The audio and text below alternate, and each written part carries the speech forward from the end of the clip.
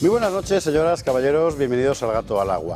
La noticia política del día hoy es una no noticia, es decir, es ese, no sé si aviso, amenaza o qué, de Junts, Juntos por el Mal, de que Pedro Sánchez tiene que someterse a una cuestión de confianza que tiene que pedir él en el Congreso, y si no ellos, pues dejan de repartirse los caramelos.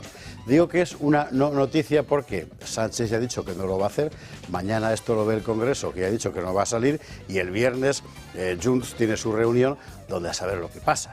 Lo que están pidiendo es una fotografía. Queremos una fotografía de Puigdemont y Pedro. Bueno, mientras el señor que gobierna el país y su principal apoyo, puede usted poner los nombres en cualquiera de los dos lados. El señor que gobierna el país y su principal apoyo, elige usted quién es cuál. Vale. Ellos están en esto. Nosotros tenemos a día de hoy lo siguiente.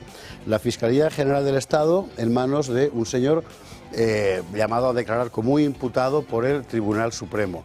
El ministro de Justicia acusando, la práctica es lo que ha hecho, de prevaricación al Tribunal Supremo.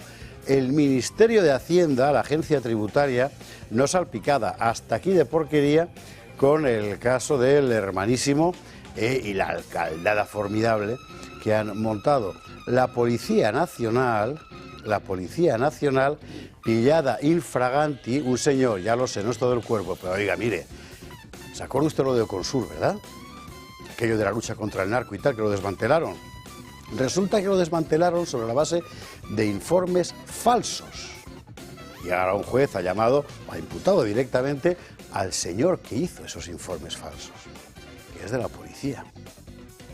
Y dirá usted, bueno, siempre nos quedará el ejército. Pues mire, los aviones del Ejército del Aire están llevando inmigrantes de Canarias a Zaragoza.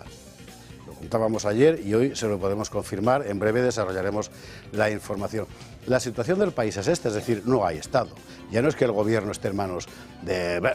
Es que literalmente esto se ha roto ya. Por eso es tan patética la posición de quienes insisten en mantener la ilusión. Cánovas Sagasta, ¿verdad? Cuando Sagasta ya se ha ido con el Tito Berni a sus cosas, ¿me entiende? O sea, es que no, es que ya no hay.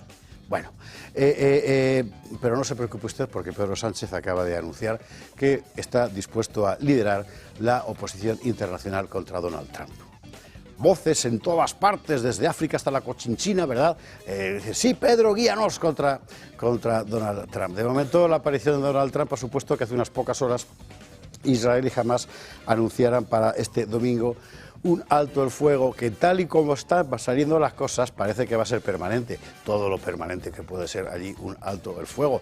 El mundo está cambiando a toda velocidad. Esperemos que en España también cambie a toda velocidad, porque esto ya no hay quien lo soporte, ni siquiera tú, Pedro.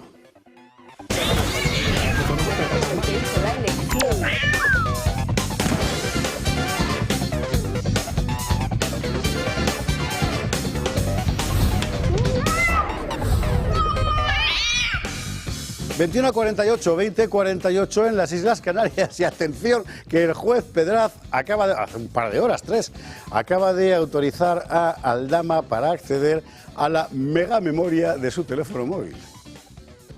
Ojo, porque ese teléfono móvil es la cueva del tesoro.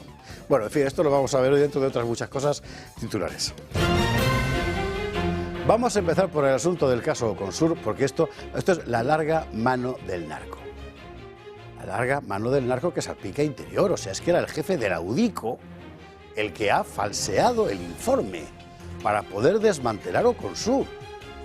O sea, el departamento de la Guardia Civil que estaba luchando contra el narco allí. Hay que esperar a la oposición para llamar a Marlaska a ir a la Comisión de Interior del Congreso o al Pleno o donde gaita sea a rendir cuentas. Esto es una barbaridad. Bueno, lo veremos. Más barbaridades lo de hidrocarburos. O sea, hidrocarburos es la cueva de Alibaba. Todo empezó por aquí y cada cosa que se va averiguando va salpicando más y más y más a más y más departamentos del gobierno. Economía, medio ambiente, industria, Hacienda. O sea, todos. Se evalúa el monto del dinero en torno a 1.000 millones de euros. defraudados con cosas tan simpáticas como, por ejemplo, la compra fraudulenta de petróleo a Venezuela, con una formidable comisión que el comisionista recibía en dinero y además en alimentos que luego revendía en Venezuela a un precio superior para aquella pobre gente. O sea, este es el nivel. Bueno, entraremos a fondo en la cuestión de los hidrocarburos y veremos qué pinta ahí, por ejemplo, el chofer de Pedro Sánchez. Mientras tanto, el gobierno está en lo que ya se llama doctrina Bolaños, que es que solo la izquierda tiene derecho a la justicia. Esto es el resumen que se puede hacer de la sorprendente declaración del ministro de Justicia y de otras tantas cosas, cuando explica que es que lo de la acusación popular se ha convertido en una cosa para la ultraderecha. ¿Y qué?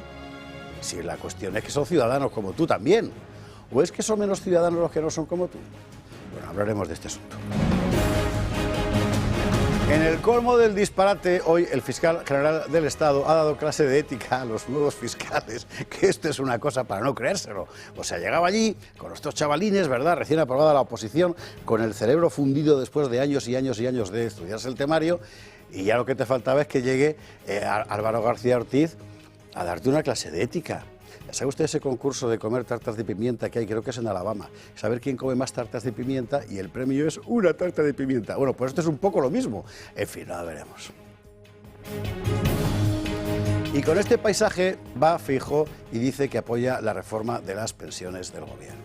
Dice, hombre, es que bueno, es que la reforma de las pensiones no es buena, no es mala. Vamos a ver, o sea, queridos niños, si no se trata de eso, lo que no puede ser es que tú estés por una parte en Bruselas diciendo que va a llamar a todos contra las violaciones del Estado de Derecho de Pedro Sánchez, que está dando un golpe de Estado, y al mismo tiempo aquí decir, no, si yo le apoyo la reforma de las pensiones. O sea, no puede ser, o a Setas o a Rolex. La oposición al final está siendo colaboración. Bueno, discutiremos sobre este asunto, sobre el que Ignacio Garriga hoy ha hecho unas declaraciones bastante ruidosas, pero creo que justas. Y lo haremos en compañía de nuestros contertulios de esta noche. Don Carlos Astiz, ¿cómo estás? Muy buenas noches. Buenas noches. Pues alucinando, es decir, han pasado más de 2 meses, sigue habiendo más de 200 muertos y aquí no dimite nadie por la cuestión de Valencia. Bueno. Ayer lo contábamos, además me parece que Carlos Flores lo puso en X. O sea, el gobierno ha vetado que el director de la AEMET en la Comunidad Valenciana comparezca en la comisión, creo, no sé si es autonómica o municipal. La alcaldesa de Paiporta ha multado a los tractoristas que fueron allá a sacar gente y tal, claro, por aparcar mal. Los policías, la policía local, ha contado que Interior, Marlaska y tal, impidió que la Policía Nacional les ayudara. Contra lo que dijo el gobierno, las ayudas europeas por la riada no las han pedido y el día 21 acaba el plazo. Y todo así. Pero además es que Margarita Robles ha castigado a uno de los militares, sí, que resulta que denuncia su apatía, que hubiera salvado, la apatía del gobierno y la apatía de la ministra de Defensa, que hubiera salvado vidas e inmuebles y bienes. Es decir, y no solo eso, sino que además se acaba de denunciar, hay 120.000 vehículos destrozados. Solamente lo que el gobierno va a sacar del IVA, si la gente se los compra nuevos, es que es más de las ayudas que va a recibir. Esto es una cosa demencial. O sea, es todo, no tienen vergüenza, no tienen pundonor, pero no solamente ellos, es que los militares que han acudido a ayudar, es decir, que ven cómo se castiga a uno de sus compañeros y aquí no pasa nada. Pero, no sé, esto es pobre España, pero estamos llenos de gente arrugada. Gente arrugada, ¿verdad? Sí. Carlos, bienvenido, buenas noches. Yo no, lo vi planchado perfectamente. Bueno, atención, que se nos estrena hoy con picadores. Concejal Gilabert, muy buenas noches, ¿qué tal? Buenas noches. Recién llegado de Sitges para usted en el Gato al Agua, ¿qué tal? Muy bien. Mil gracias por venir, enhorabuena por el estreno. Muchas gracias.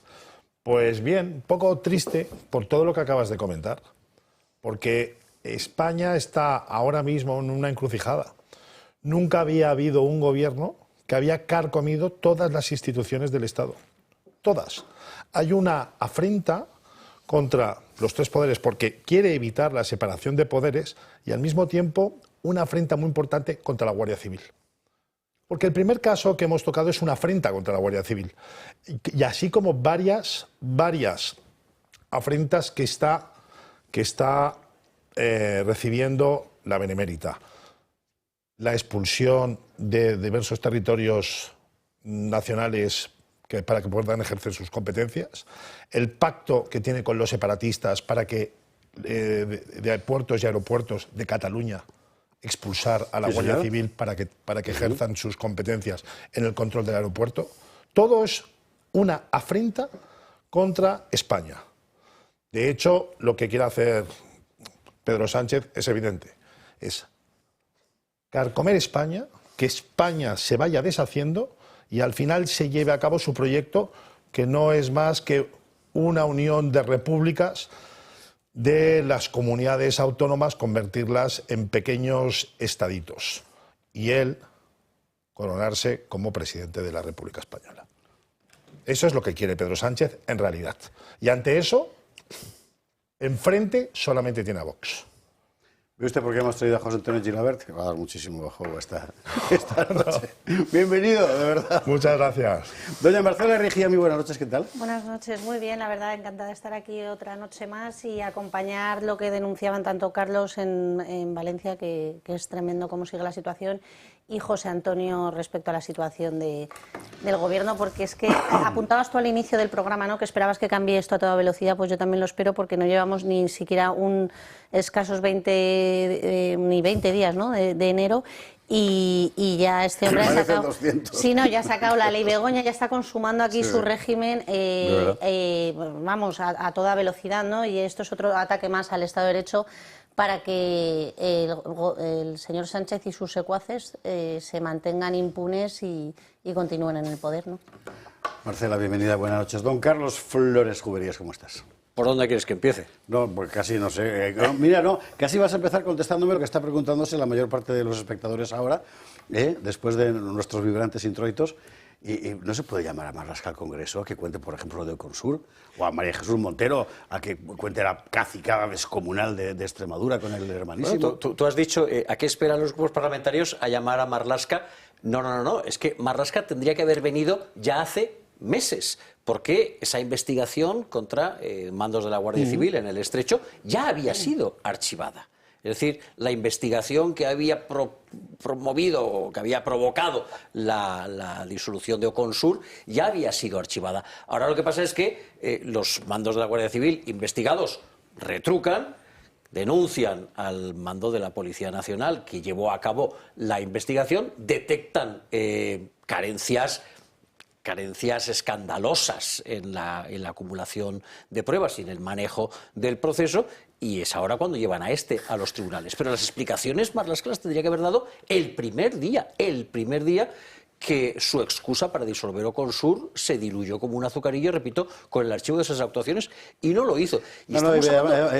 Fue peor, porque el tío, si no recuerdo mal, él explicó que no. En realidad disolverla no lo habían disuelto. Lo que habían hecho era como desconstruirla, ¿no? Porque habían mandado a cada uno a un sitio diferente, nuevos destinos y tal. Sí, bueno, se salió por ahí, salió por la tarjeta. Marlaska hace las cuentas del gran capital, ¿no? Que quito de aquí, quito de allá y aumenta la eficacia de la Guardia Civil. Pues mire usted, no es exactamente así, y estas imágenes de vídeo que estabais poniendo antes de la trágica muerte de un agente de la Guardia Civil en el mar es, digamos, que la punta del iceberg, el testimonio más escandaloso de la falta de medios y de la indefensión con la que la Guardia Civil pues guarda nuestra frontera sur y nos mantiene a raya del narcotráfico. Aquí hay que subrayar evidentemente el protagonismo del juez que ha imputado a este. Y si me dejas que haga una posilla, ya que estamos hablando de Valencia, es que a toda la inoperancia del gobierno nacional y también del gobierno autonómico se suma en estos últimos días la tremenda hipocresía. Es decir, mientras que el PSOE está pidiendo a Mazón que comparezca día sí, día también, mientras que el PSOE está mandando a sus piquetes para abuchear a Mazón y a cualquiera de sus consellers, vayan a donde vayan, resulta que el comisario para la reconstrucción del gobierno nacional, José María Ángel, del Gobierno Nacional, hay uno de la Generalitat Valenciana y hay otro del Gobierno Nacional. El Gobierno Nacional no ha comparecido ni una sola vez. en el mes y pico que lleva nombrado. 120.000 euros al mes, al año se embolsa, por cierto, por ese silencio, y no se le conoce ningún plan de actuación. Pero es que el presidente de la Confederación Hidrográfica del Júcar tampoco ha comparecido ni una sola vez esto es lo que has desde el 29 hoy, de octubre, desde el 29 de octubre. Es decir, aquí todo Kiski ha sido frito en ruedas de prensa, en comparecencias, en actos de todo tipo, pero aquí hay dos personas blindadísimas. Una, el presidente de la Confederación Hidrográfica del Júcar, y otra, el comisionado del Gobierno. Y los dos resultan ser pues, de nombramiento del Ejecutivo Socialista. Curioso. Sí, desde luego. En fin. A propósito del tema de Interior, por cierto, de esto que estamos... ¿Se acuerda usted del señor este que era el jefe de la UDEF en Madrid, más o menos, que tenía la casa empapelada con billetes de 500 euros? Este señor sale del mismo núcleo de la UDICO que ese alto cargo de la Policía Nacional que en este momento está investigado por falsear las pruebas para disolver con Sur. O sea, apesta el asunto. Ay, necesitamos aire, así que necesitamos aire y nos vamos a respirar al Parque Natural del Curso Medio del Guadarrama, Abadía del Monte, Teresa Serrano. Muy buenas noches, ¿qué tal? Muy buenas noches, José Javier, muy bien. Que venía impresionada porque ha estado viendo las facturas. Es decir, lo que te ahorras, de hecho, en energía con los sistemas de allí, tanto de calefacción, que además está haciendo un frío que pela ahora, como de luz. Efectivamente, y todos conocemos facturas de viviendas en las que con un consumo normal en invierno o en verano, las facturas son desmesuradas, son un importe importante para la economía doméstica. Así que lograr con las energías renovables que tienen las viviendas de Boadilla del Monte, de Grupo Index, lograr reducir entre un 70 y un 80% ese importe, pues es muy importante, sobre todo para la economía familiar, porque desde el primer mes que los propietarios están en su casa nueva, ya pueden disfrutar de ese ahorro real. Un ahorro real porque, bueno, hasta no hace mucho tiempo las casas eficientes con sistemas y soluciones de eficiencia energética, pues sí que tenían un precio por encima del mercado, ¿no? Por encima de la media del resto de viviendas y de promociones. Sin embargo, desde hace años en Grupo Index nos hemos especializado tanto en casas personalizadas como eficientes. Y esa eficiencia energética, digamos que viene de serie con las casas. Tienen sus placas fotovoltaicas, tienen su sistema de geotermia, el suelo radiante, y eso significa que consumen su propia energía, gracias al sol que tenemos en la Comunidad de Madrid y en toda España, y además de consumir su propia energía, reducen notablemente los consumos, y eso se traslada directamente a las facturas desde el primer mes. Entonces, no es un ahorro para amortizar una inversión superior, sino que estas casas se comercializan al mismo precio que las casas tradicionales, convencionales, con calefacción y gas y energías fósiles. En estas casas no hay radiadores, no hay sistemas de split de aire acondicionado, porque gracias a las energías renovables tienen esa temperatura de confort todo el año, con un mínimo consumo y un máximo de confort. Así pues, las facturas del mes de enero, del mes de febrero, que son los más duros del invierno, o de julio con olas de calor, pues se puede ahorrar mucho dinero. Esa es una de las grandes ventajas de esta promoción. No son casas estupendas que usted puede diseñar desde el principio como las quiere por dentro, sino que además tienen esta enorme ventaja de ahorro en términos de factura de energía.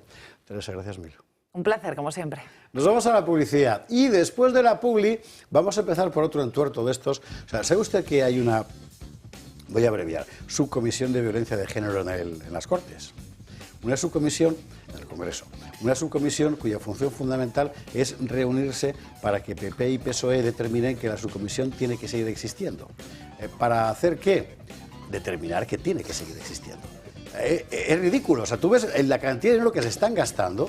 Lo que pasa en la práctica, que toda esa violencia que se suponía que había que combatir, que por supuesto hay que combatirla, no solo no decrece, sino que se mantiene e incluso aumenta, y allí está esta gente reuniéndose para decidir que tienen que seguir reuniéndose. O sea, ¿de verdad? ¿Qué país? Bueno, lo vamos a ver de inmediato, hasta ahora mismo. 22 a las 8 minutos, 21 y 8 en Canarias. Vamos a seguir a entrar en la disección violenta de todo lo que está carcomiendo este país en términos de estructura de Estado. O sea, esto se ha roto ya. Pero bueno, antes vamos a pasar por algo que, mire, tiene una enorme importancia. Tiene una enorme importancia por lo siguiente. Nadie niega que hay un problema de violencia, tanto intra como extrafamiliar, que una parte de ese problema de violencia se da de hombres contra mujeres y que eso hay que atajarlo de alguna manera. Bien, nadie lo niega, menos al parecer quienes dicen que han hecho una ley para arreglarlo, porque año tras año no paran de gastarse dinero en esa ley, una ley que rompía el principio de igualdad ante la ley, entre otras cosas, ¿verdad?, pero las cifras no cambian. O sea, el problema no solo sigue, sino que aumenta. Bueno, dentro de todo este tinglado, que es evidentemente más ideológico que objetivo, hay comisiones parlamentarias, donde llevan los grupos parlamentarios a decir, en los ayuntamientos pasa igual, en las comunidades autónomas, a decir qué concienciado estoy, yo esto lo voy a arreglar creando una comisión, que como usted bien sabe en política es la forma de no arreglar nunca nada. Bueno, en España hay una comisión sobre el asunto en las Cortes y además hay una subcomisión también. ¿Por qué? Pues no lo sé, yo no lo entiendo. Rocío Aguirre tampoco lo entendía, mire. Creemos que el Pacto de Estado contra la Violencia de Género, objeto de esta comisión, es un gran fracaso, ya que no está solucionando el problema que pretende. Para nosotros, este pacto más bien defiende una ideología, unos presupuestos millonarios, un gran negocio que mantiene a cientos de cargos políticos, asociaciones, fundaciones, etcétera, pero no estamos viendo la eficacia de esta ley, que lo único que se les ocurre a sus señorías es crear una subcomisión para dedicar más tiempo y esfuerzos a un pacto de Estado que, con los datos en la mano, se ha demostrado fallido y no está funcionando. Nuestra posición con todo esto, como comprenderán, es obviamente en contra. Repito, no estamos hablando de fondos destinados a una política concreta de prevención de la violencia denominada de género. Estamos hablando de todo el andamiaje institucional perfectamente superfluo para poder decir que luchas contra ese tipo de violencia. Y cuesta un pico. O sea, las cifras, mire, tenemos el gráfico, ¿verdad? Vamos a verlo. Bueno, esta es la evolución de los presupuestos. La evolución de los asesinatos es... no hay, quiero decir, es la misma. No ha cambiado nada. Es mucho dinero, bueno, ahí tenemos esa formidable subida a partir del año 2021 y hasta el actual. ¿Y dónde va ese dinero?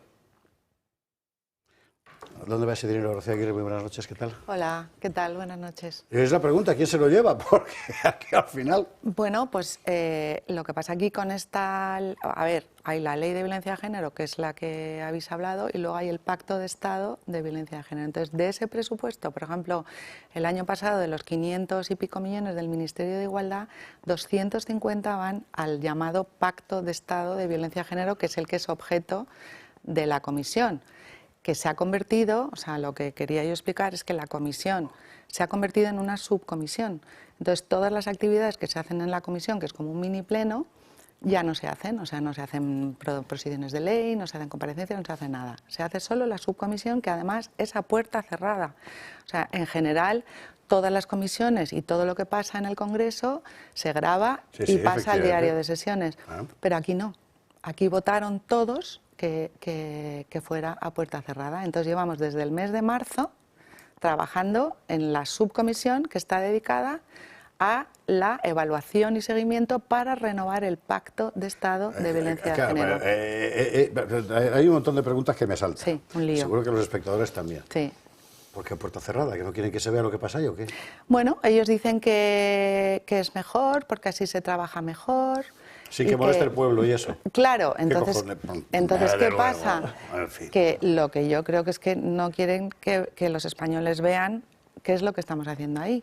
Es que esta es la segunda parte que quería preguntar, claro. O sea, ¿qué quiere decir? Yo puedo entender que haya, aunque desde mi punto de vista sea un enfoque equivocado, pero bueno, puedo entender que tú dediques un pastizal a políticas de prevención de la violencia de género, vale. Pero ¿qué quiere decir dedicarlos al Pacto de Estado? Pues que el Pacto de Estado es un documento que se hizo en 2018 y que se aprobó por todos los partidos, nosotros no estábamos, entonces lo aprobaron todos los partidos del arco parlamentario. Entonces ese pacto duraba 5 años. Entonces son una serie de medidas divididas en unos ejes que afectan son como unas recomendaciones, es un poco para mí un brindis al sol, porque desde luego lo que no hace es funcionar, porque las muertes de mujeres se mantienen. Claro.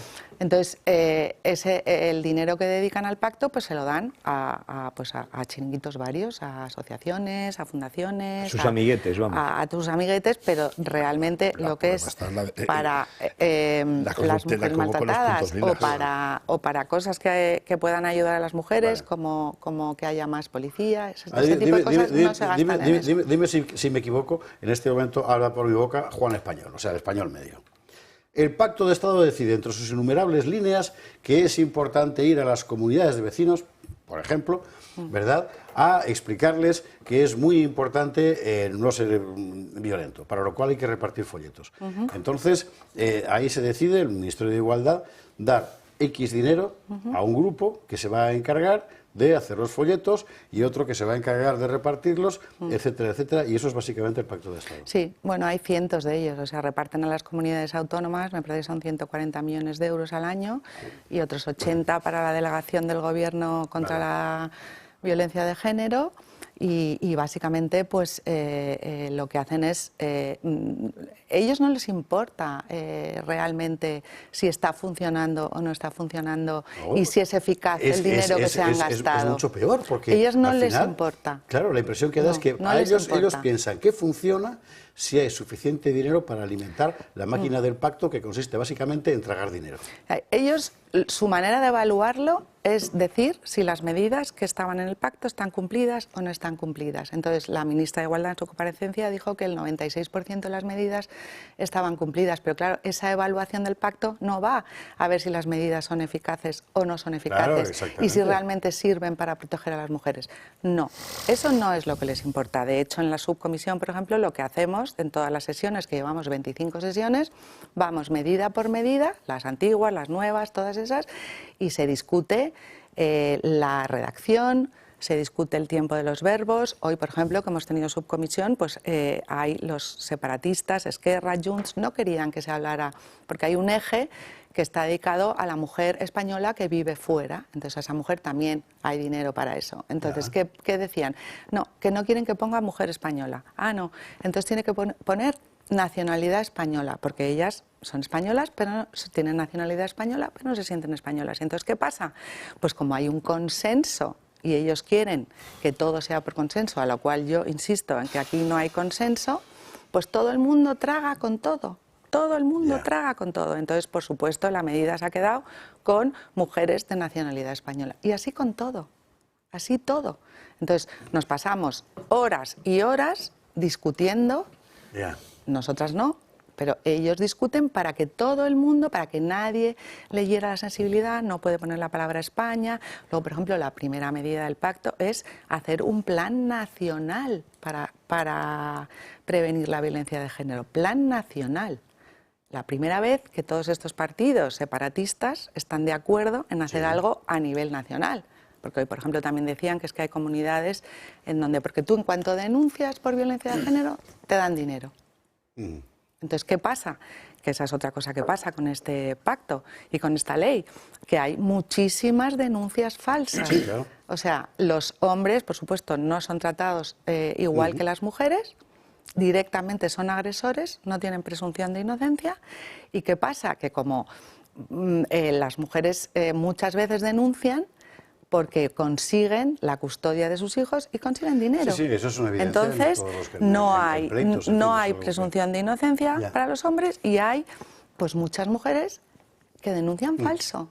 Entonces, ese es el problema. El plan nacional que me contabas... bueno, es un plan nacional. No, si todas las medidas son como un brindis al sol.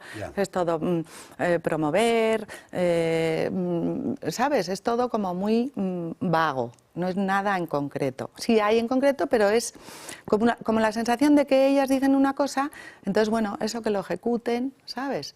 Y entonces, ¿qué pasa? Pues que no se va a la raíz del problema, que es que este pacto no está sirviendo para lo que se ha creado, que es para que disminuyan los asesinatos de mujeres. Porque otra cosa que está pasando es que ahora ya no hablan de violencia de género, porque claro, se han dado cuenta que se dejan muchas agresiones de mujeres fuera. Porque ahora hablan de violencia contra las mujeres, de violencia sexual, que también discuten mucho. Si en una medida van a poner mujeres, si es violencia de género, si es violencia contra las mujeres, si es violencia machista, si es violencia vicaria, si es violencia económica, porque todo el rato les están poniendo apellidos, porque ven que solo con violencia de género no hay muchas mujeres protegidas. Y entonces, ¿qué pasa? Que nosotros somos los únicos, porque hay un consenso para que todas estas medidas salgan adelante, tragando todo el mundo con lo que haga falta para que puedan decir que hay un consenso. Una pregunta más y os dejo hablar del asunto.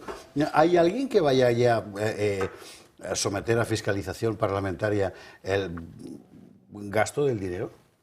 No. Ellos hicieron, la Delegación del Gobierno de la Violencia de Género hizo una evaluación del pacto, pero ahí no se habla de si ese dinero ha sido gastado para algo útil. No, o sea, la evaluación del pacto consiste básicamente en verificar que están de acuerdo en mantener el pacto. No, consiste en a ver si las medidas que tenía el pacto se han cumplido o no se han cumplido. Es decir, si se han, como si dijéramos, se ha repartido el dinero o se han llegado, pues por ejemplo, pues yo qué sé, si hay que hacer un folleto, pues si el folleto se ha hecho. Rocío, entonces no se fiscaliza, no se fiscaliza nada. Y dice 4 años en los presupuestos del Ministerio, tú tienes aquí una serie de capítulos presupuestarios, ¿verdad? Tienes una cantidad, tienes alguien que da, tienes alguien que recibe, tienes un porcentaje de ejecución. O sea, que ese dinero tiene que estar en algún lado. Claro está, pero se lo reparten a las comunidades autónomas, a sanidad, a educación, pero quiere decir a que todo. Eso nos llega luego a la comisión para decir, este dinero se ha gastado aquí. No, a la comisión no nos llega eso. ¿Y en eso consiste el pacto de Estado? No, y luego, la subcomisión también ha habido comparecencias al principio, también a puerta cerrada, es decir, no son públicas, todas esas comparecencias que hemos tenido. Nosotros teníamos una solo, los demás, el PP y el PSOE tenían 7, eran todo personas que estaban a favor del pacto. O sea, no hay nadie, solamente nosotros somos los únicos que planteamos que esto no está funcionando. De hecho, nosotros trajimos a una persona que era una abogada de oficio de violencia de género en Barcelona, que defiende tanto a agresores como a víctimas, y nadie le preguntó nada. Es más, la de Junts entró diciendo, bueno, parecía que no estábamos en esta comisión. ¿Por qué? Porque dice las realidades de lo que ella le pasa día a día, que la mayoría de las denuncias son juicios civiles, que les interesa más hacer una denuncia por violencia de género, que no hay suficientes medios ni policiales ni en los juzgados para que las denuncias reales puedan ser rápidas. Porque ¿qué pasa? Porque cuando tú denuncias a un hombre por violencia de género, mientras este hombre tenga un proceso en curso, no puede ver a sus hijos, porque como no hay presunción de inocencia, no puede ver a sus hijos, los puede ver en un llamado punto de encuentro familiar. Entonces no les puede ver. Entonces, a quien perjudican, aparte de a los hombres, que no les están dando la opción de que se defiendan, perjudican a unos niños que se pasan años sin poder ver a su padre. Sí, eso es lo que te iba a decir, porque aquí el problema fundamental, si solo fuera que la acusación puede ser falsa, es que una acusación falsa puede estar años vigente. Años, claro. 4, 5 años, entonces no pueden ver los niños a su padre. Pacto de Estado. Carlos Astiz, Carlos Flores, José Antonio. Yo creo que la señora Aguirre es muy amable, porque me parece que todo esto es simplemente unos chupópteros que están robándonos nuestro dinero directamente sobre la base de, bueno, vamos a decir que estamos defendiendo a las mujeres. Yo creo que es evidente que en España somos demasiado tragacionistas. Me parece que en su caso, además, esta denuncia debería ser mucho más contundente y llevar a todos los miembros de esa comisión parlamentaria o de lo que sea a los tribunales por malversación de fondos públicos, porque me parece que nos están robando. Me parece que además lo que están haciendo también es comprar con nuestro dinero toda una serie de votos de organizaciones y chiringuitos que realmente no les interesa para nada que las mujeres no sufran violencia de género. Al contrario, yo creo que, y lo vemos en la realidad, cómo la violencia de género se ha incrementado cuando todos estos defensores empiezan a cobrar, porque para defenderlas necesitan víctimas y en consecuencia no tienen ningún problema en soltar a los agresores reales. Claro. Y culpabilizar a todos los demás. Claro. Pero aquí hay una cuestión que a mí me gustaría mucho saber. Es decir, Estas cuestiones, en España, por ejemplo, existe un observatorio de observatorios de la cantidad de chiringuitos. ¿Ustedes no se plantean el denunciarlos ante los tribunales, tanto nacionales como extranjeros, precisamente por malversación? ¿Van a continuar dando su apariencia de legalidad a un engendro como eso? Es decir, porque me parece que lo suyo es, esto es una basura, es una tomadura de pelo, es un robo a los españoles, y nosotros nos vamos de este chiringuito. Hombre, nosotros no nos vamos porque de hecho somos los únicos que tenemos la postura contraria a esto. Pero efectivamente, lo que has comentado, ellos defienden su ideología, no les importan las mujeres, a ellos les importa su ideología, que les den todos los fondos, porque también vienen fondos de Europa por cada denuncia. Por cada denuncia por violencia de género viene un dinero de Europa. Entonces ellos lo que defienden es su ideología, como tú bien has dicho, sus afines, dar dinero a sus afines y comprar votos. Entonces no es que sea un fracaso, porque al principio decía que este pacto es un fracaso, que es una estafa, verdaderamente es una estafa. Lo que pasa es que nosotros no podemos decir, pues ahora nos vamos. No, nosotros lo que hacemos ahí somos un poco como el Pepito Grillo. Y yo estoy todo el rato en la subcomisión diciendo, pero bueno, pero por favor, o sea, esto no... Y por un oído les entra y por otro les sale. Por un oído les entra y por otro les sale. Carlos, José Antonio, Marcela, y yo por brevedad para irnos a la política. Por poner la cuestión en una perspectiva más amplia, este batiburrillo de comisiones y subcomisiones de las que habla Rocío, lo que sucede es que está generalizada en todo el Congreso. La última vez que saqué cuentas, en el Congreso operaban en torno a las 50 comisiones, 46 o 48 comisiones, en torno al medio centenar de comisiones. De entrada, ya hay una comisión por cada departamento ministerial y, por tanto, a más carteras ministeriales, más comisiones. Pero eso no es óbice para que después haya una multiplicación de comisiones y subcomisiones. Hay una comisión de política territorial, pero también hay una comisión de insularidad. Hay una comisión de igualdad, pero esta, de la violencia de género, no es de igualdad. Esta es una comisión distinta que crea en su seno una subcomisión. Al mismo tiempo, dentro de la Comisión de Igualdad también hay una subcomisión para la lucha contra los delitos de odio. Hay una comisión de sanidad, pero la lucha contra las adicciones está en otra comisión y así sucesivamente. Todo esto genera una estructura pues elefantiásica que tú dirás, bueno, esto brinda más efectividad al Congreso, porque al fin y al cabo se trata de, o se abordan más problemas y de manera más especializada. No, no necesariamente. A estas alturas, si llevamos año y medio prácticamente desde las elecciones, desde el inicio de la legislatura, el promedio de reuniones de una comisión pues pueden ser las 7, 8 reuniones en un año, repito, en un año y medio. No llega ni de lejos a una reunión por mes. Hay comisiones que no se han reunido ni una sola vez. Hay comisiones que han estado en el congelador durante meses, que se crean porque se piensa que hay una necesidad y al día siguiente de haberlas creado ya no se cae en la cuenta de que haya esa necesidad. Hay comisiones que solamente han empezado a funcionar cuando terminó su plazo habitual, su plazo previsto de funcionamiento, y entonces hubo que renovarlas y alguien dijo, bueno, si le vamos a renovar, sus integrantes sí cobran, ¿no? Es decir, sus integrantes cobran... La única parte buena es que cobras solamente una vez, no cobras tantas veces como en comisiones. Esa es la única parte mínimamente buena, pero repito, estamos ante una estructura elefantiásica que no sirve a sus propósitos. Sobre la cuestión estrictamente procesal sí que me gustaría la opinión de Marcela como abogada. En fin. Sí, a ver, yo creo que Rocío apunta muchas cosas muy interesantes. La primera que también denunciaba Carlos es este ámbito de la ideología, ¿no? Y yo creo que aquí yo no me dedico a violencia de género dentro de la abogacía, pero tengo muchos compañeros que sí, y cuentan que en los juzgados de guardia, por ejemplo, cada vez hay un aumento más de esta violencia intrafamiliar, por ejemplo, de hijos que agreden a sus padres. Esas son las denuncias que ahora están colapsando muchos juzgados de guardia, y sobre eso no tenemos ninguna ley en concreto, y sobre eso no hay comisiones ni nada se avanza, ¿no?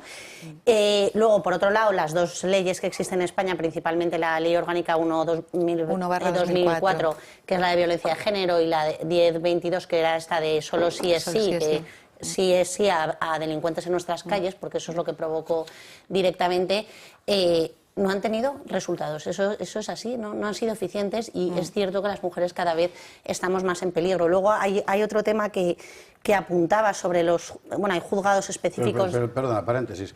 Pero de todo esto, que es la problemática real, A esa comisión nada llega, puesto que su único objetivo es revisar los puntos del Pacto de Estado. Llegó a través nuestro, No, a través de nuestra comparecencia. La única. Caso, claro. No, ni caso. No le hicieron ni caso, porque es lo que digo, es que ellos no les interesan realmente las mujeres, porque yo a veces pregunto en la comisión, digo, pero bueno, entonces las lesbianas, ¿qué pasa con las lesbianas? Ah, no, eso no es el pacto de violencia de género. Ah, no, las mujeres que les agreden sus hijos, que hay casos. No, tampoco. Solo es su pareja o su expareja.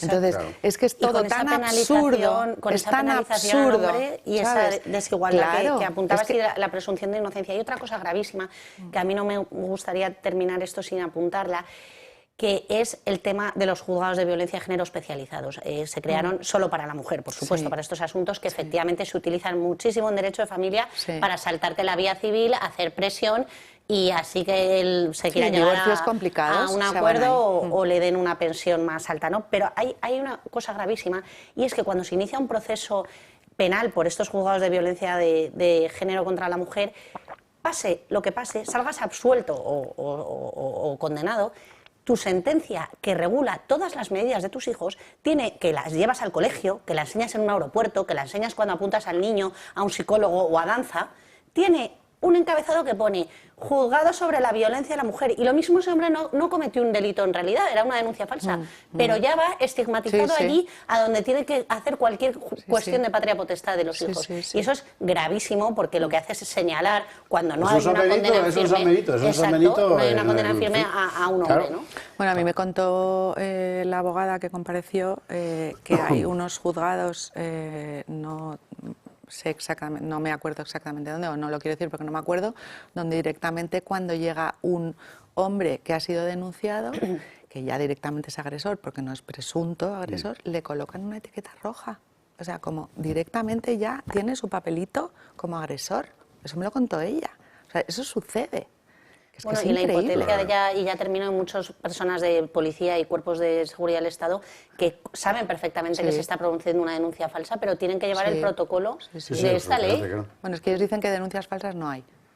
Hasta ahora, ¿no? Eso dicen. Ahora ya de repente, ¿mire usted por dónde? Cuando empiezan a... No, bueno, de hecho el año 2023 el 75% de las mujeres asesinadas no habían denunciado. Entonces, ¿quién denuncia? Si las que asesinan no denuncian. José Antonio, ¿cerramos el tema? Sí, brevemente. Una de carácter procesal. Ya de entrada es leonino la denominación que hacen los colegios de abogados en el turno de oficio. Bueno, que tú también eres del gremio, ¿verdad? Exacto. Claro. En el Colegio de Abogados de Barcelona se divide la violencia de género en dos turnos.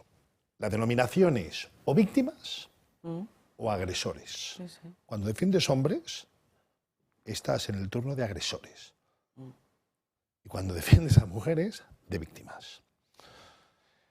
Lo que ha dicho ella es muy importante. Porque claro, realmente, ¿qué es un juzgado de violencia de género? Un juzgado de violencia de género es un juzgado de instrucción solamente de una materia, que es la violencia, la supuesta violencia de género, con funciones civiles. ¿Qué ocurre? Que se interpone una denuncia contra ti, que puedes decir, o sea, la denunciante puede decir que me ha insultado, y entonces se va a tramitar. En ese momento, el juzgado competente para dirimir cualquier cuestión de carácter familiar va a ser el juzgado de violencia de género.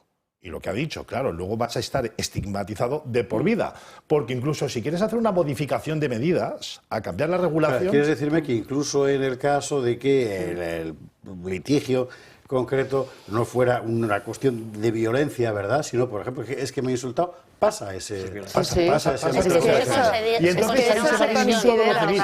Pero es que al cabo de 10 años, si uno quiere cambiar las circunstancias, porque quiere instar una modificación de medidas, tiene que ir a ese juzgado. La gravedad es importante porque realmente lo que se está haciendo es la fracturación de la sociedad. Pero es que aún es más.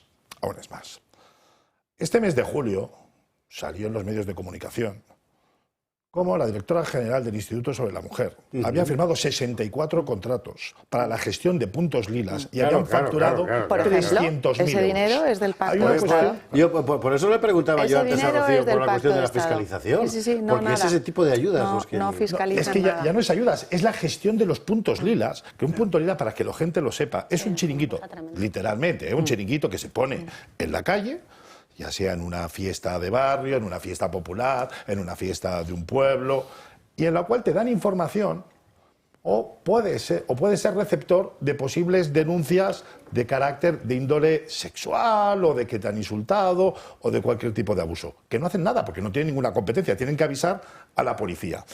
Y lo que hacen es recibir fondos. Estos fondos, o sea, este mes de julio, la directora general, insisto, porque esto es un dato importante, a su mujer le dio la gestión para que llegara a acuerdos con 64 municipios, todos gobernados por el PSOE, y facturaron 300.000 euros. Ahí es donde realmente se va el dinero. Hay una cuestión que es importante tener claro. Cuando esto se convierte en un negocio, precisamente los que son defensores de toda esta teoría de género son los que nunca quieren que acabe, porque si no, se acaba el negocio. Es que efectivamente, es que no les importan las mujeres. Pero muy rápidamente, que son y 33. El detalle que acaba de comentar el compañero sobre la especialización. Es decir, la creación de juzgados de violencia de género tiene como finalidad especializar en ese tipo de delitos a los juzgados que los van a tratar. Pero desde el momento en que estos asumen también las cuestiones de familia, ¿cuál es el resultado? Que las cuestiones de familia acaban siendo gestionadas por un juzgado que no está especializado en familia, que no entiende de psicología infantil, que no entiende de horarios laborales, etcétera, etcétera, etcétera. Es decir, buscando la especialización en un delito, se crea, se descompensa dando la resolución de una cuestión tan importante como las cuestiones de familia a un juzgado no especializado. Sí, pero es que... Por cerrar, Rocío, me imagino que es lo que le está preguntando a todo el mundo. Entonces, ¿quién se ocupa de verificar los casos objetivos, reales, materiales, de víctimas, ya sean mortales o no, de violencia y de pensar las medidas posibles para hacerle frente? Pues porque las cifras están ahí, son idénticas siempre, o incluso empeoran. Pero es que el problema es lo que estábamos diciendo, que es que no se plantean que algo no funciona. O sea, el problema es que nadie se plantea que algo no funciona, solo nosotros, solo el grupo Vox decimos, pero vamos a ver, señores, que es que hay el mismo número de mujeres muertas, que hay el mismo número de agresiones o incluso más. Entonces, ¿van a seguir ustedes con la misma cosa? Pues sí.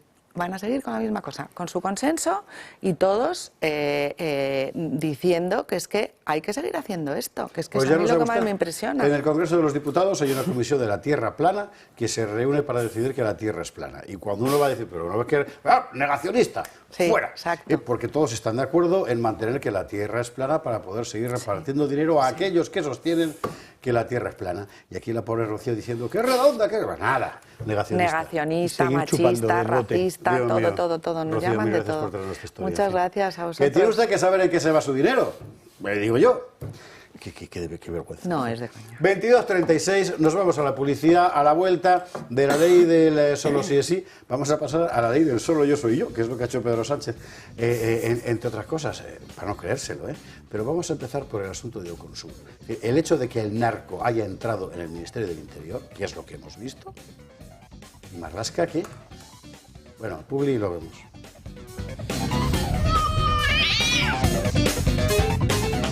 ...22:41, 21:41 en Canarias. Abrimos ahora el capítulo corrupción, porque todo lo que vamos a ver a partir de ahora y hasta...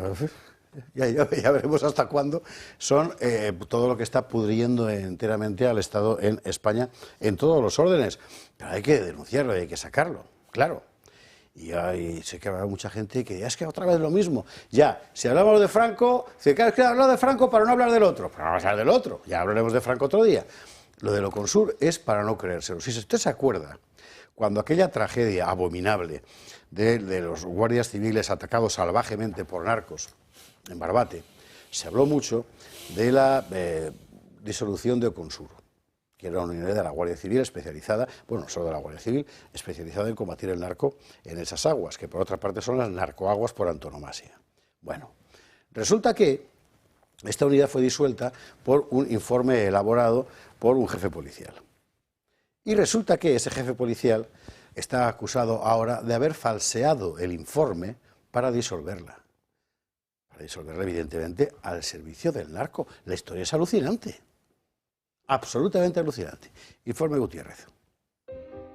El Organismo de Coordinación de Operaciones contra el Narcotráfico de la Guardia Civil, más conocido como OCONSUR, estuvo activo en el Estrecho de Gibraltar entre 2018 y 2022. El ente contaba con 150 guardias civiles dedicados exclusivamente a la lucha contra el tráfico de drogas en la región, una actividad que llevaron a cabo con éxito al incautarse de 1.400 toneladas de estupefacientes, al detener a más de 10.000 personas y al desarticular a los principales clanes de la droga. Sin embargo, tras 4 años en funcionamiento, Marlaska decidió disolver la exitosa unidad que él mismo creó y diseminar a sus agentes en las unidades territoriales de la Policía Judicial en virtud del Plan Especial de Seguridad del Campo de Gibraltar. El ministro no dio explicaciones y aseguró que se trataba simplemente de una reestructuración. Es un cambio de estructura que además lo decide la Guardia Civil, que tiene autonomía para hacerlo, buscando en todo momento una mayor eficacia. El fin de la unidad era un sinsentido y por ello Interior recurrió a las malas artes para echar el cerrojazo. La Policía Nacional asumió la investigación a los agentes de la unidad por una supuesta relación con las familias de la droga, una investigación que tomó después el Servicio de Asuntos Internos de la Benemérita. La conclusión fue que el máximo responsable de la unidad y su mano derecha habían cometido delitos de pertenencia a organización criminal y tráfico de drogas. Fueron imputados, pero la causa acabó archivada, ya que las pruebas presentadas eran falsas, habían sido fabricadas. Fotografías sacadas de Google, localizaciones erróneas y encuentros ficticios. Tras el archivo, los acusados se querellaron en busca de justicia. Esta encerrona ha acabado con la imputación del jefe de la Policía Nacional, que elaboró el informe con las pruebas falsas. La pregunta sigue vigente. ¿Qué razones hay detrás del desmantelamiento? ¿Por qué utilizaron la guerra sucia para disolver esta unidad? Lo cierto es que el fin de la unidad coincide en el tiempo con el robo de información de los móviles de los ministros del Gobierno de España, con el sistema Pegasus y con la posterior entrega del Sáhara a Marruecos. Todo apunta al país alauita, que es el emisor de hachís y cocaína hacia la costa gaditana.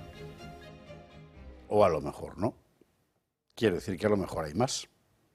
Porque normalmente en el tráfico de cualquier cosa hay quien expide y hay quien recibe.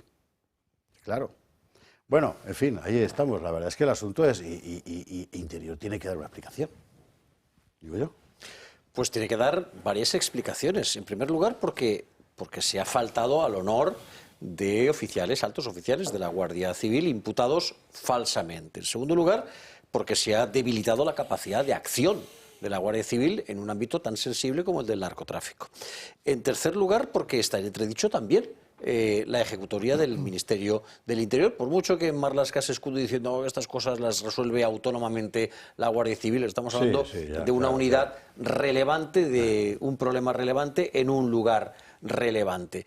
Y en quinto lugar, porque al parecer resulta que el garbanzo negro está en otra parte que no detectó el señor ministro. Así que por lo menos ahí hay 4 explicaciones que tendría que dar. El garbanzo negro está en la parte del señor ministro. Efectivamente. Claro. Claro, porque encima, claro, cuando habla de la Guardia Civil, que esto lo decidió la Guardia Civil, ¿quién lo decidió? El director general de la Guardia Civil. Y el director de la Guardia Civil, ¿quién lo nombró? El señor Marlaska. Si es que en el fondo es una estafa a todos los españoles, todo lo que nos están diciendo. Lo que está haciendo este gobierno es debilitar España. Lo que está haciendo este gobierno es debilitar la lucha contra el narcotráfico. Eso es lo que realmente está haciendo. De hecho, está comprobado. Está comprobado que la disolución de la unidad de la Guardia Civil ha supuesto una mayor entrada, sobre todo de hachís, en territorio nacional. Ante eso, ¿qué explicación va a dar Marlaska? Ninguna. Si no van a dar ninguna explicación. Porque este gobierno va a hechos consumados. Insisto, y solamente tiene enfrente a Vox. Vox es el único partido que hace frente a todas las tropelías. Porque hay muchas cuestiones que ya Vox las avisaba. Y nos acusaban de que realmente lo que éramos unos pájaros de mal agüero, éramos políticos que realmente hacíamos una crítica desmesurada sin tener ningún sentido. Todo tenía sentido. De hecho, todo está pasando. Si es que ¿dónde se ha visto, en qué país del mundo, que el fiscal general del Estado está investigado? y se mantenga en el cargo. Y luego llegaremos. Ahora vamos a hablar y de luego llegaremos. Es que encima da lecciones. A los jóvenes fiscales. Es que luego, en fin. Carlos, Marcela. Hombre, yo creo que si esto lo ponemos en un guión de una película, se ven mucho más claros los personajes. Es decir, yo creo que efectivamente en esa película habría un ministro que colabora directamente junto con directivos de esas fuerzas de seguridad con el narcotráfico para desmantelar aquello que es un obstáculo en el negocio de los narcotraficantes. En esa película también es evidente que esos narcotraficantes van a repartir ese dinero también con los altos cargos, con los funcionarios encargados de no vigilarles, y en ese sentido todos están beneficiándose de inundar España con drogas. Y además de hacer que justamente todos los mecanismos de defensa de España y de los españoles frente a esas mafias, es decir, vayan deshaciéndose, vayan mirando hacia otro lado. Y en ese sentido, yo creo que en lo que estamos es en un estado fallido, en el que realmente es esto lo que pasa en muchos estados mexicanos, lo que ha pasado en el estado de Venezuela, lo que ha pasado en muchos sitios donde realmente el Estado ha hecho cejación de responsabilidades, se ha entregado al narcotráfico y a todas sus variantes legales y políticas y mediáticas, porque todo esto, es decir, que es objeto de una evidente investigación. Hay medios de comunicación, los propios medios del Estado no están funcionando, porque nadie quiere realmente sacar a la luz, exceptuando quizás las honrosas excepciones de algunos diputados y de algunos miembros de la sociedad civil que están arriesgándose, es decir, a sacar a la luz que realmente vivimos en un Estado controlado por una mafia, que además todas las ramificaciones nos llevan al mismo lugar. Es decir, cómo ese Estado, bajo la dirección del Gobierno y su presidente, lo que hacen es debilitar España, fragmentarla, enfrentarnos, romper todas las estructuras de defensa de los españoles y dejarnos sin armas para enfrentar a los enemigos, sean enemigos políticos o sean enemigos externos o internos o sean narcotraficantes. Yo creo que este es el peligro. Y además hay una cuestión importante, es decir, los elementos que deberían estar a la cabeza de esa respuesta parece que están tragando. Es decir, yo siempre que hablamos de este asunto, siempre recuerdo la falta de nervio de los compañeros de los guardias civiles asesinados, y que la única persona que dio realmente una respuesta personal, de valentía, de rechazo a que el responsable político último de esos asesinatos se hiciese una foto, fue la mujer de uno de los asesinados. Sí, y todo el resto se callaron. Es decir, la Guardia Civil callada. ¿Cómo permites que los mafiosos te cambien de sitio, es decir, salgan victoriosos, te jaleen el asesinato de tus compañeros, y aquí no pasa nada? La Guardia Civil institucionalmente sí, es verdad, hay que entender su estatuto militar, pero claro, hasta cierto punto, no así Jucil u otras asociaciones, la Asociación Unificada, etcétera, que sí que protestaron en su momento y que además subrayaron que a efectos de inversión España se gasta más en proveer a la policía marroquí de material avanzado que en proveer a la Guardia Civil de material avanzado, que también ya nos vale. En fin, Marcela. Bueno, muy brevemente, porque ya creo que se ha dicho todo en la mesa y estoy completamente de acuerdo con las opiniones del resto de compañeros, pero yo creo que aquí hay un tema importante, y es que realmente no tenemos Ministerio del Interior. O sea, Marlaska se ha encargado de desmantelarlo completamente. Las competencias originales del Ministerio del Interior a la fecha no se ejecutan en este país, se ejecutan todas las contrarias, y entonces, entre otras, pues está acabar con esta unidad de élite de la Guardia Civil, que tanto ha hecho por todo este narcotráfico en la zona, y al final lo que generan es la destrucción de España poquito a poquito, cada uno en su ministerio, porque cuanto menos presión policial hay, mayor inseguridad hay y también mayor delincuencia, etcétera. Entonces, bueno, pues a esta gente le conviene y le viene bien esas circunstancias, y entre tanto también hacen favorcitos a los países narcotraficantes vecinos y no tan vecinos para que siga entrando aquí sin ton ni son todo tipo de drogas en la península. Entonces, bueno, pues otra de las tropelías, como bien apuntaba José Antonio, de este gobierno.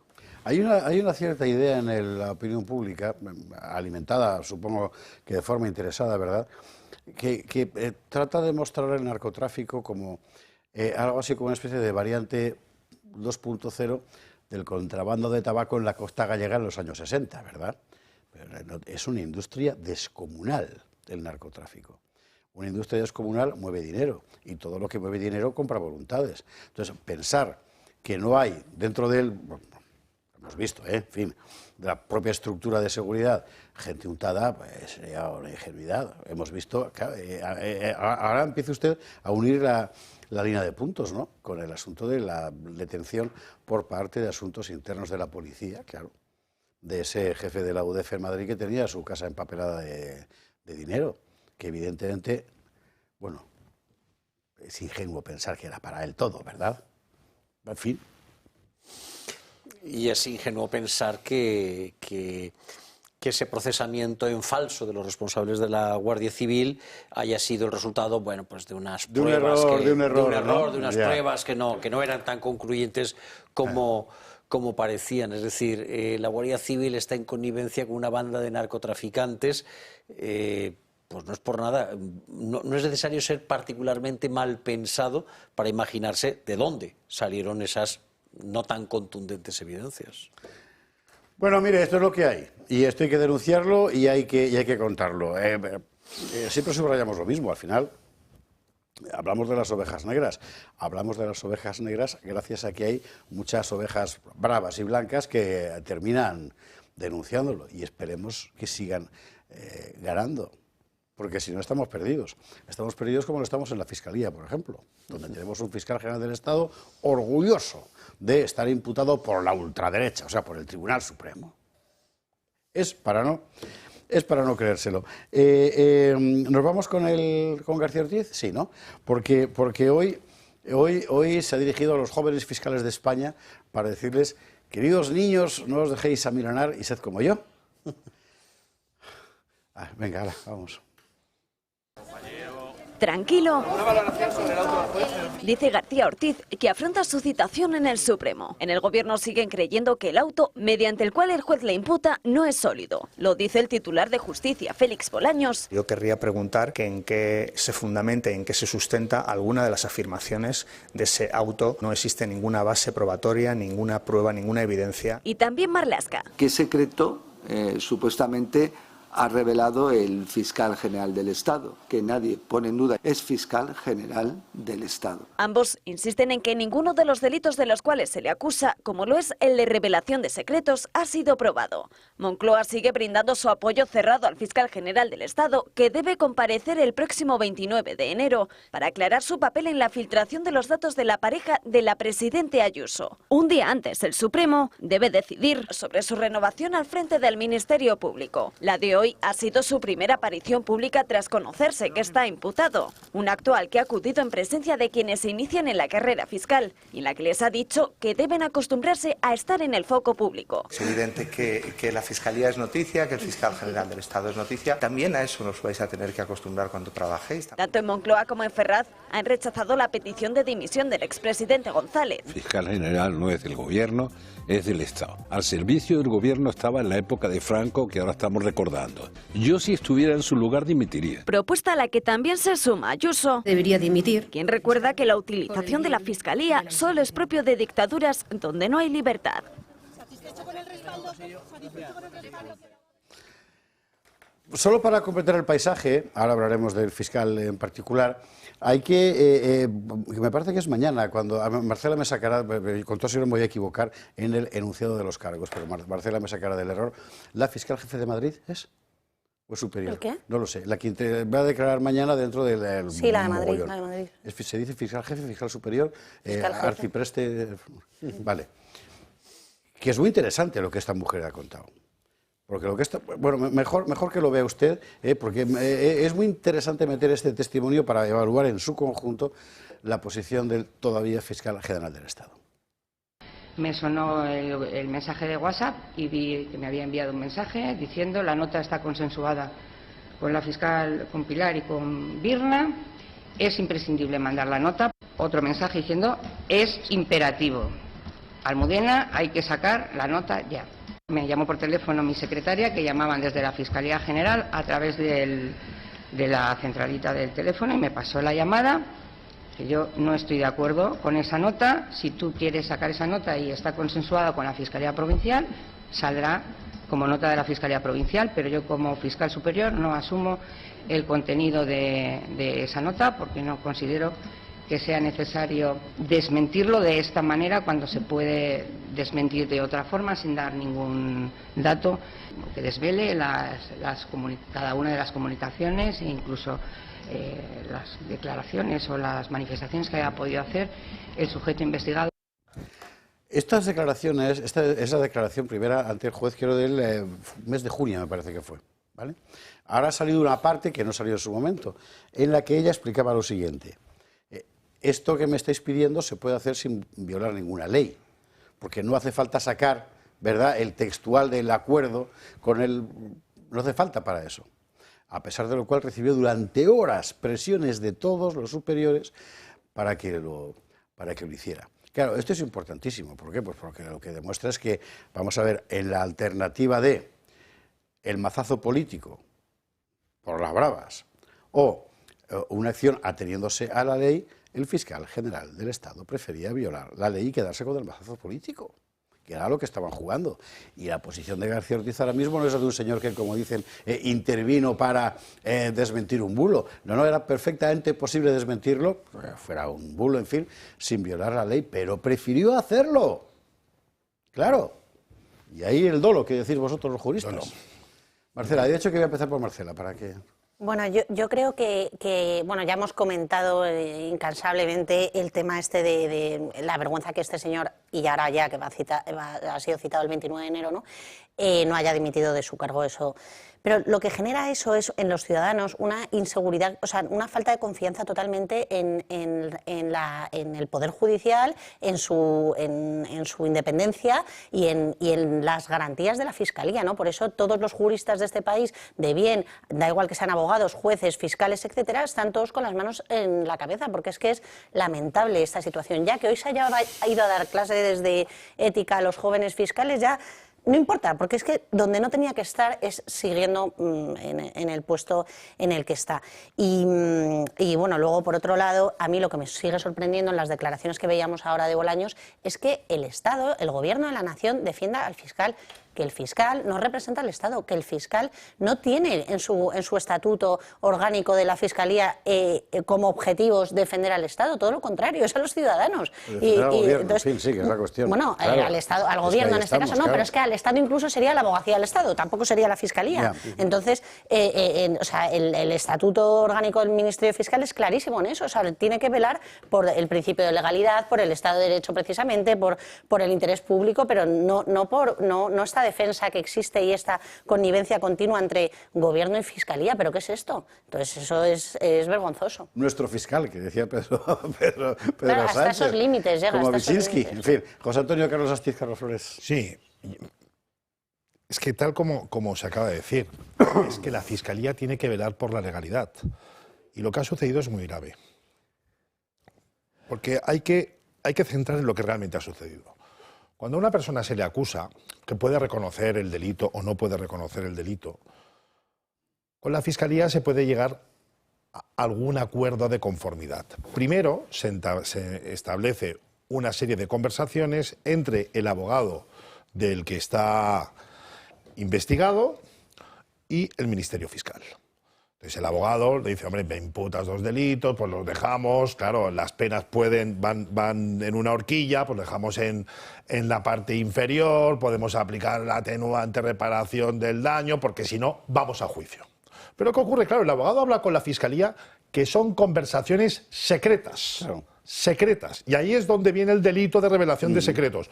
¿Por qué? Porque el abogado lo que está negociando es, si yo tengo un cliente que le están pidiendo 6 años de prisión y yo lo puedo dejar en 2 años, pero con suspensión de la pena, yo defiendo que es inocente. Pero claro, el riesgo que hay, que vayamos a juicio, es que le puedan condenar. Y ahí es donde se realiza la negociación. Que, de hecho, aparte de la revelación de secretos, hacen una manipulación en este caso. ¿Por qué? Porque de las conversaciones que tiene el abogado con la Fiscalía ya deducen que reconoce culpabilidad. Claro, es que para llegar a una conformidad tienes que reconocer culpabilidad. Pero el abogado, muchas veces, a mí me ha sucedido, que entablas conversaciones con la Fiscalía y dices, no hay acuerdo, a juicio. Y en el juicio muchas veces lo absuelven, pero corres el riesgo de que en el juicio te lo condenen. ¿Qué están diciendo? Que ya es un delincuente confeso. No, no es delincuente confeso porque están utilizando unas conversaciones. Bueno, exacto. No es delincuente confeso porque no ha confesado donde hay que confesarlo. Claro, no, pues claro, es que tendría que reconocer. Es interesante lo que apunta José Antonio, porque muchas veces hay conformidad sin que ni siquiera hubiera un hecho delictivo si tú te vas a juicio. Eso se hace porque le dices, oye, el riesgo es tanto, se reduce a no sé cuántos, o también que muchas de estas conformidades y acuerdos entre fiscalías porque las cárceles están hasta arriba. O sea, eso pasa, no en este tipo de delitos, pero en delitos menores. En las guardias, claro. O sea, están en delitos menores, por ejemplo, el delito de Entonces, alcoholemia, casi todo se dirime en la guardia y se llega a un acuerdo de conformidad. Por ejemplo. El fiscal te dice, no, si vamos a juicio, te pido 3 años de retirada. Claro, si no, pues 1 año, encima te reducen, si es en la guardia, te reducen 1/3, pues 8 meses de retirada. Claro, ¿qué dices tú? Pues claro, si te han pillado, esto es muy difícil de defender. Sí, pero bueno, hay un hecho objetivo que tú has dado positivo en una prueba, ¿no? Pero que muchas veces, incluso sin que haya un hecho objetivo que pudiera determinar el delito en una sentencia condenatoria o no, o absolutoria, se llega a la conformidad por una cosa de practicidad procesal. La cuestión clave es que estas negociaciones evidentemente no son públicas. No. Ya vemos el secreto profesional para entenderlo. Exactamente. Y de hecho el abogado está sujeto a secreto profesional según el Código de Deontología bueno, ¿y qué garantías tenemos? Y el fiscal también. Y el fiscal sobre todo. Después de esto, que por eso la actuación del Colegio de Abogados de Madrid con el abogado de la pareja Ayuso, ¿qué garantías tenemos los letrados de intercambiarte un correo electrónico con fiscalía? Claro. Es que ahora eso tú te lo planteas, dices, pues voy a hablar con el fiscal en el despacho, porque si yo me intercambio conversaciones... Claro. Y además los móviles en la antesala, como los mafiosos. Claro, corrígeme si me equivoco, pero la idea de que el novio de Ayuso es un delincuente confeso no se ajusta a derecho. No eres un delincuente hasta que no ha habido una condena. Hasta que no ha habido una condena. Exacto. Si además de haber habido una condena has confesado el delito, entonces eres delincuente condenado y además confesado. Pero la simple confesión del delito no te convierte en delincuente. Es decir, yo puedo confesar en estos momentos haber matado a Manolete. No sé por qué sabía que ibas a decir Manolete, mira. Ha dicho lo de Manolete porque ha prescrito, por si acaso. Pero es que delito imposible que no había nacido. Realmente no es una confesión, es que para llegar a un acuerdo de conformidad tienes que reconocer los hechos por los que vienes siendo investigado. ¿Qué ocurre? Que entonces lo que negocias es la pena, ya sea de prisión o de multa. Pero claro, ya reconoces los hechos, porque si no... no hay conformidad, evidentemente. O sea, es una negociación pura y dura. Sí, claro. A ver, yo entiendo que los abogados se pongan contentos con estas cuestiones. No, pero muy interesante. Pero realmente, yo creo que no. Yo creo que lo que es realmente interesante es constatar que realmente ya no hay un Estado de Derecho. Es decir, cuando esas instituciones que teóricamente defienden el Estado de Derecho, esa separación de poderes, incluso los organismos que defienden el interés general, están inmersos de hocicos en la corrupción más absoluta de un gobierno mafioso, en el que esto constata clarísimamente que cuando la mafia se hace con el poder, todos los eslabones del poder terminan siendo mafiosos. Y yo creo que lo estamos viendo. Es decir, cuando un fiscal general del Estado, lo dijo con claridad Pedro Sánchez, es que además el tipo miente en muchas cosas, puede ofrecer 180.000 viviendas 6 veces sin construir ni una sola, pero dice la verdad cuando dice, ¿de quién depende el fiscal? De mí. Es decir, ¿por qué? Porque voy a controlar todos los resortes del Estado.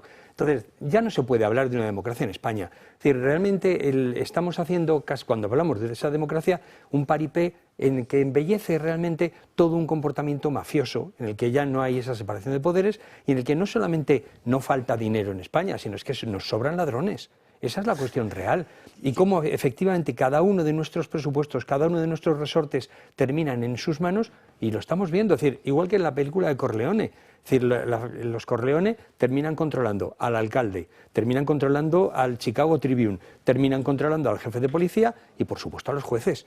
Es exactamente lo que Pedro Sánchez y el PSOE, como maquinaria corrupta, es lo que están haciendo. ¿Y qué me dices de la desfachatez del fiscal general del Estado, de García Ortiz, diciéndole a los nuevos fiscales, bueno, vayan ustedes acostumbrando a estar en el foco de la noticia. Esto es como si pillan a un jugador de fútbol hasta las trancas de doping, aparecen las primeras páginas de los periódicos y le dicen, bueno, estarás contento, porque tú lo que querías era ser famoso. Hombre, no, yo me dedico al fútbol y lo que quiero es ser famoso por los goles que marque, no porque me trinquen hasta las trancas de pastillas. Pues esto es exactamente lo mismo. Los fiscales deberían de ser noticia por los casos que lleven, por los éxitos que tengan, por los criminales que manden en defensa a la cárcel, de la nación, no en defensa del presidente. Y no por ser ellos los investigados, los imputados, los que tienen que hacer el paseillo, aquellos cuyos móviles son intervenidos y cuyas conversaciones empezamos a conocer.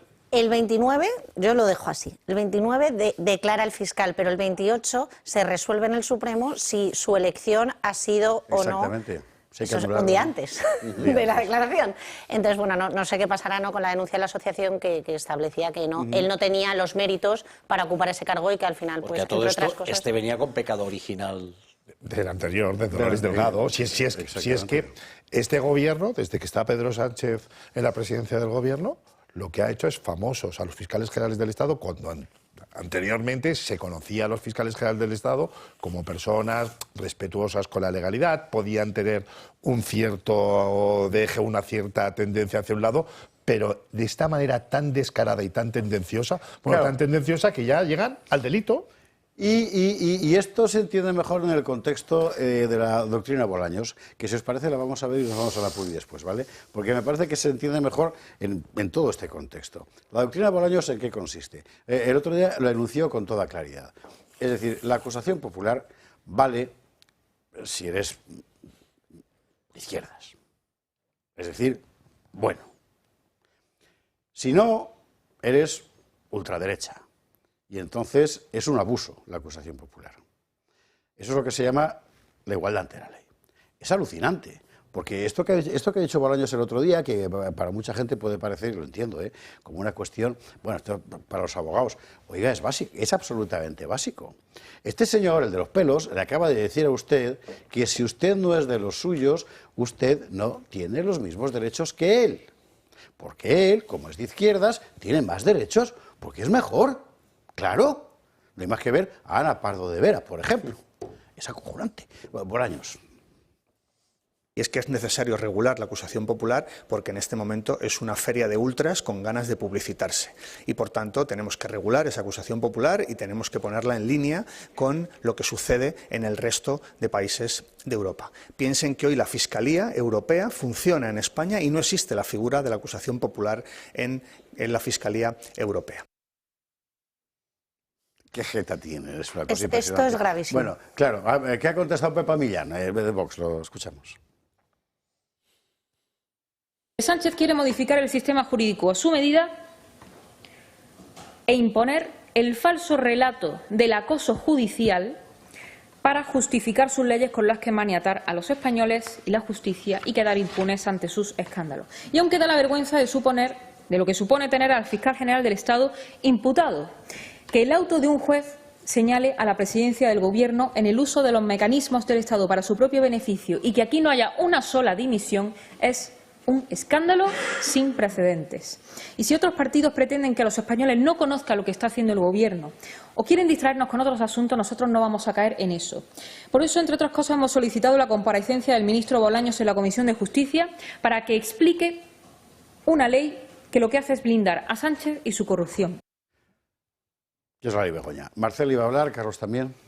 No, bueno, es que a mí esto me parece gravísimo. Yo creo que ya es de las peores ejecuciones de este Gobierno en esa instauración, que ahí estoy de acuerdo con Carlos, de la quiebra y el fin del Estado de Derecho y la democracia.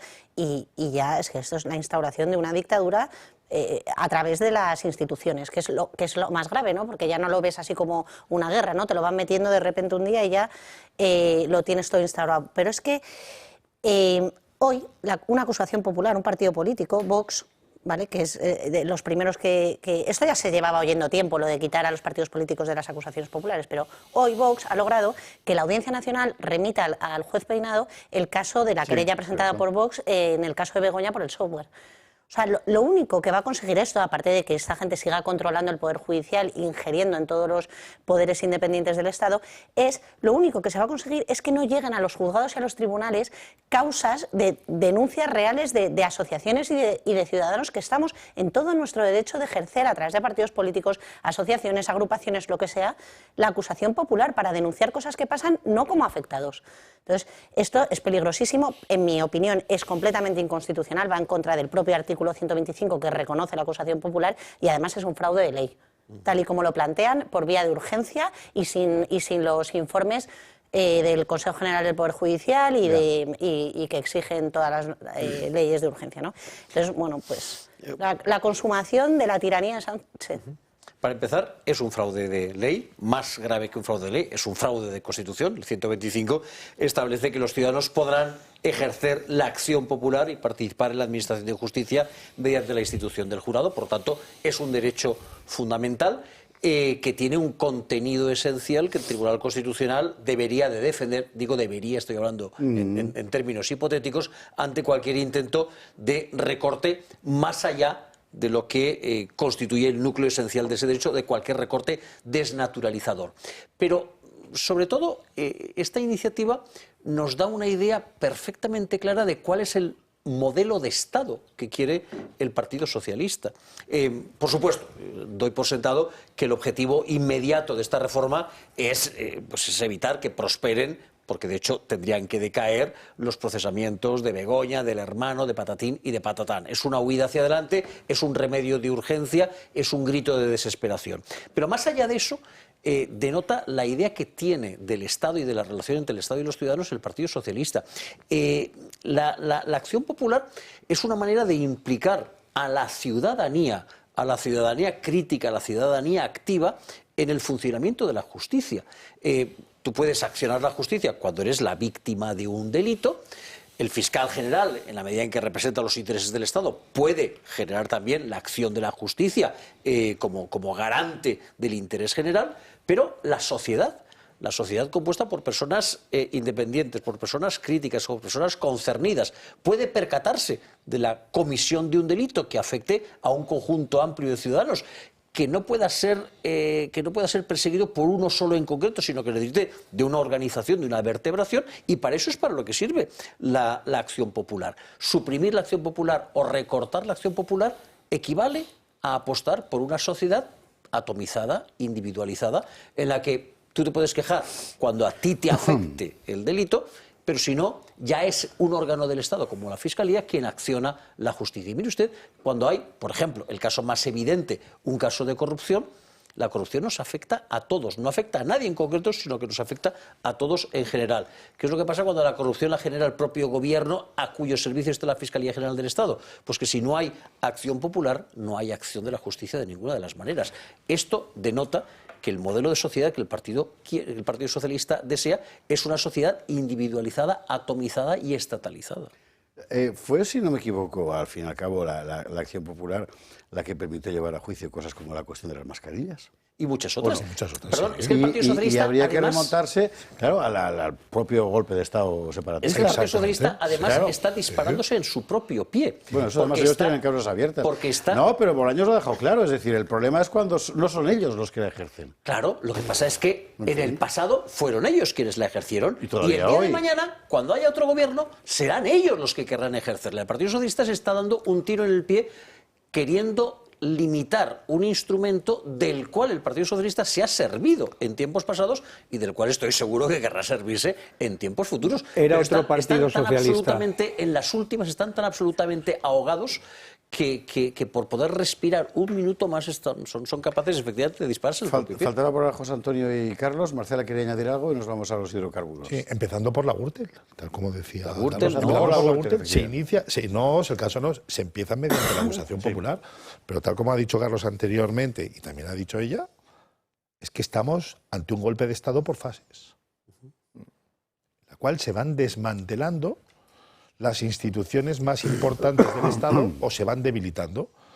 Y el gobierno de Pedro Sánchez lo que hace para cada paso que da es una fase más de desmantelamiento del Estado. Esa es la realidad. Porque, como muy bien ha apuntado Carlos, ante los casos de corrupción,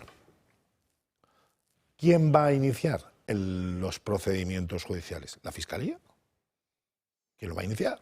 En todo caso, podrá ser un partido que se constituya como acusación popular.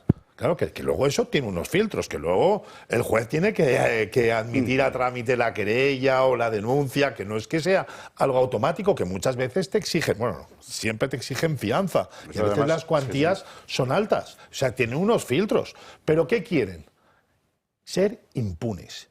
Y a partir de ahí llegar hasta el final del desmantelamiento del Estado y así tener otra concepción de la nación española. Porque en el fondo lo que quieren es disolver la nación española. Carlos Astiz, completamente de acuerdo. Es que precisamente ese es el proyecto. Es decir, el proyecto no es simplemente robarnos a manos llenas. El proyecto es construir una máquina que robe permanentemente no solamente la riqueza de los españoles, no solamente el futuro de los españoles, sino el futuro de la propia nación. Porque el proyecto de Pedro Sánchez y sus amos de Bruselas es precisamente fragmentar y enfrentar la sociedad española, destruir España como patria, como nación única en trocitos y realmente llevarnos a una situación en la que esa mafia gobernante tenga todos los resortes del Estado, con lo cual donde el modelo es el modelo venezolano en el que desde las propias instituciones se va erosionando el Estado de Derecho hasta consolidar una dictadura perfectamente muy bien definida, que me habéis definido antes,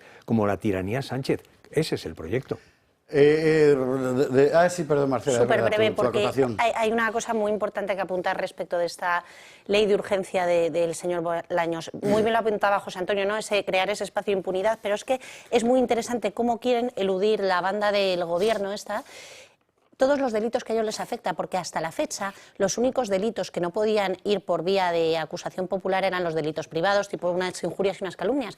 Pero, ¿qué se le ha ocurrido al gobierno? Ha dicho, vamos a meter los nuestros, los que van con nuestra banda. Financiación ilegal de partidos políticos, ya no se va a poder por acusación popular. Delitos de cohecho, tráfico de influencias, malversación de caudales públicos, todo lo que ellos hacen. Eso es importante porque al final se la hacen ad hoc. Ellos hacen todo ad hoc para ellos mismos, como la amnistía. Sí, sí. Pues a ver lo que hacen con los hidrocarburos, porque noticia de esta tarde que es importantísima, el móvil de Aldama. Usted sabe que Aldama estaba en la cárcel por un asunto que no tiene nada que ver con las mascarillas. Bueno, sí tenía que ver, pero en fin, lateralmente, que era la trama de hidrocarburos. Había un teléfono, ese teléfono lo tenía el juez. Aldama dijo, bueno, si quieres que sigamos, dame acceso a mi móvil y ya verás lo que hay ahí. Bueno, pues ya lo tiene. Hemos sacado el titular de La Voz de Galicia porque ha introducido el término megamemoria, que está francamente bien y añade que efectivamente prepara una andanada de nuevas revelaciones. ¿Revelaciones sobre qué? Bueno, vamos a empezar a contarle usted dentro de un instante, después de la publicidad, una serie de cosas, un informe que ha preparado Iago Soler, bastante aterradoras. Junto a estas cosas hay otras que realmente no es fácil saber si es delito o no, pero como hoy tenemos la mesa superpoblada de juristas, ¿verdad? Está francamente bien. Ahora, ya le digo que el gran mogollón, y mire que lo de las mascarillas era gordo, está aquí. El gran mogollón está aquí. Hablamos de un negocio que supera los 1.000 millones de euros, con conexiones internacionales con gente encausada por narcotráfico o por tráfico de alimentos. Y otras muchas cosas más. ¿Qué quiere que se lo cuente ahora? No, espere usted a la publi y después se lo contamos. Venga, hasta ahora mismo. 23:25, 22:25 en Canarias y vamos con la cuestión de los hidrocarburos. Hasta hemos visto cómo está demoliéndose literalmente el Estado. Lo estaba comentando José Antonio Chilebert ahora mismo antes de entrar en antena. Bueno, y al final siempre está la pasta. Claro, pasta, en fin, sucia a más no poder. Y este asunto de los hidrocarburos es de una importancia excepcional. Yo no sé si usted sigue, si no le invito a seguirlos, a los periodistas o investigadores que están desarrollando esta cuestión, desde Teresa Gómez, que a ver si viene la semana que viene a contarnos la última hora, en X, lo mismo Guillermo Rocafort que Josué Cárdenas. Claro, ellos van aportando cosas que van apareciendo, pero no son recortes de prensa que dice Bolaños, que son páginas de informes de la UCO. Bueno, el paisaje es alucinante. ¿De qué estamos hablando exactamente? Bueno, hoy hemos hecho un ejercicio que es tratar de contar lo fundamental, lo troncal, ¿verdad?, de lo que han empezado a aparecer ramas por todas partes. Pero lo esencial de esta trama, que es seguramente el asunto de corrupción más gordo, cuantitativamente de la historia reciente de España es esto. La trama de los hidrocarburos sigue enredándose en las patas del PSOE. En las últimas horas, varios medios han sacado a la luz nuevos capítulos del presunto fraude. El periódico La Razón publica que la Unidad Central Operativa de la Guardia Civil estaría teniendo dificultades para ver los mensajes de la trama encabezada por el empresario Claudio Rivas. Los implicados, según el medio, usaron aplicaciones de mensajería que, por ejemplo, usan los narcotraficantes, muy difíciles de descifrar por los cuerpos de seguridad. Pero aún hay más. El intermediario en el caso Koldo, Víctor de Aldama, según The Objective, se reunió en varias ocasiones con Ángel Víctor Torres, actual ministro de Política Territorial. El motivo de las reuniones, planear la construcción de una refinería en las Islas Canarias, para traer directamente el petróleo de Venezuela sin pasar por República Dominicana. Y para seguir enredando el caso, aparece un nuevo jugador en la partida. Se trataría del chofer de Sánchez, que sería el encargado de dar el visto bueno a operaciones como la compra de viviendas. Un presunto fraude con muchas aristas, donde la implicación de los ministerios es necesaria para avanzar en las investigaciones judiciales, como Industria, que de aquella estaba al mando Reyes Maroto y que habría recibido un mensaje de Aldama cuando lo negó en varias ocasiones, o Economía, donde estaba Nadia Calviño y que habría colaborado con una empresa involucrada en la trama, así como el Ministerio de Hacienda de María Jesús Montero. Un presunto fraude que vio la luz el pasado octubre y donde los agentes de la UCO ubican al exministro José Luis Ábalos, su socio Koldo García y Aldama. Este último estuvo en la cárcel por su papel principal en esta presunta trama y salió de prisión para esclarecer otras causas abiertas en su contra. Una trama donde las cifras, según las informaciones publicadas, serían milmillonarias, con el objetivo de meter en España petróleo venezolano, esquivando las sanciones de Estados Unidos y la Unión Europea. Es decir, yo importo hidrocarburos, para lo cual me hace falta un permiso. Antes de pagar los impuestos, cierro la empresa. Ese dinero, por tanto, me lo quedo yo. Y empiezan a correr billetes por todas partes. Y en el tráfico de billetes aparece todo esto. Claro, esto de yo importo petróleo no es una cosa que se haga, pues no sé, como hablo con un amigo mío de Sicilia para importar pepperoni. O sea, no, esto no es así. O sea, te hace falta un permiso, bueno, para otros también, pero en fin, permiso del Ministerio de Industria. No basta, hay que pedir medio ambiente. Ya tenemos a Maroto, a Rivera, etcétera. Economía tiene que dar el visto bueno y luego, una vez aquí, poder cerrar empresas año tras año y que Hacienda no te toque. Y Hacienda no les ha tocado. Ni la Fiscalía ha investigado nada, porque esto lleva funcionando 4 años, ¿eh? Por eso es tan importante, y por el encriptado de las comunicaciones, lo que contábamos hace un instante, que Pedraz haya autorizado a Aldama a lo que él había pedido, perdón, ya tener acceso a su propio móvil, incautado desde el día de su detención y que el juez ya conocía, pero que evidentemente no había podido entrar, para empezar a sacar de ahí material, porque todas las relaciones de Aldama, que era clave en esta operación, están ahí. Entre otras cosas, la singular función del que fue chofer de Sánchez durante los años heroicos del Peugeot aquellos, ¿verdad? Que ha montado una sociedad con un hermano suyo, Corvillo Energy se llama, en fin, que tampoco tienen mucha imaginación, ¿no? Y que aparece en todas partes, pero comparando inmuebles, enormes casoplones, todo junto. Claro, esto empieza a oler, y salpica en todas direcciones. Bueno, a la espera de lo que nos revele esa mega memoria del móvil de Aldama, que de momento a mí se me antoja una especie de piedra roseta, como una especie de máquina enigma de la corrupción en el Partido Socialista, pues de entrada hay 2 cosas que a mí no dejan de maravillarme. Y si supiese hacer esto que hacía Lola Flores de poner los ojos así haciendo chiribitas, lo haría, ¿no? Marujita Díaz. Lo primero es la variedad de palos que tocaba este tipo de gente, o sea, hidrocarburos, pero es que antes eran mascarillas, pero es que también eran respiradores, pero es que también hay señoritas de compañía, pero es que habían sustancias blancas en Andalucía, es que habían licores variados también en Andalucía y así sucesivamente. Aquí hay más variedad que en el chino de mi barrio. Claro, porque ya tenían la trama, es que esta es la cuestión. Es que, claro, o sea, Aldama, que es un tío muy listo, había montado la red. Y a partir de ahí esa red tú la puedes utilizar para que circule lo que haga falta. Y lo segundo es lo pintorescos que son los miembros de la red. Es decir, Aldama es un conseguidor, pero luego tienes aquí al chofer de Sánchez, que monta una empresa de energía, Corbillo Energy Systems, o algo por el estilo. Pero luego tienes al otro que es un electricista, tienes al otro que no tiene oficio ni beneficio, tienes al otro que es el hijo de un banderillero. Esto es el picador, estos entran... picador, no es esto es una estos banda, entran después. Es que todo el mundo está diciendo, es que lo de Ábalos es como Torrente. Sí, pero es como Torrente y su banda, que si recordáis las películas, era cada uno más pintoresco que el otro. Bueno, pues aquí tenemos lo mismo, es decir, Torrente, Ábalos es Torrente y el resto de los tipos que pululan alrededor, desde el Curvillo hasta el Aldama, desde el guapo, el feo y el malo, son la banda de Torrente, que eran pintorescos a donde los hay. Hay algo muy interesante en el desarrollo de la situación, que más o menos la impresión que da es la siguiente.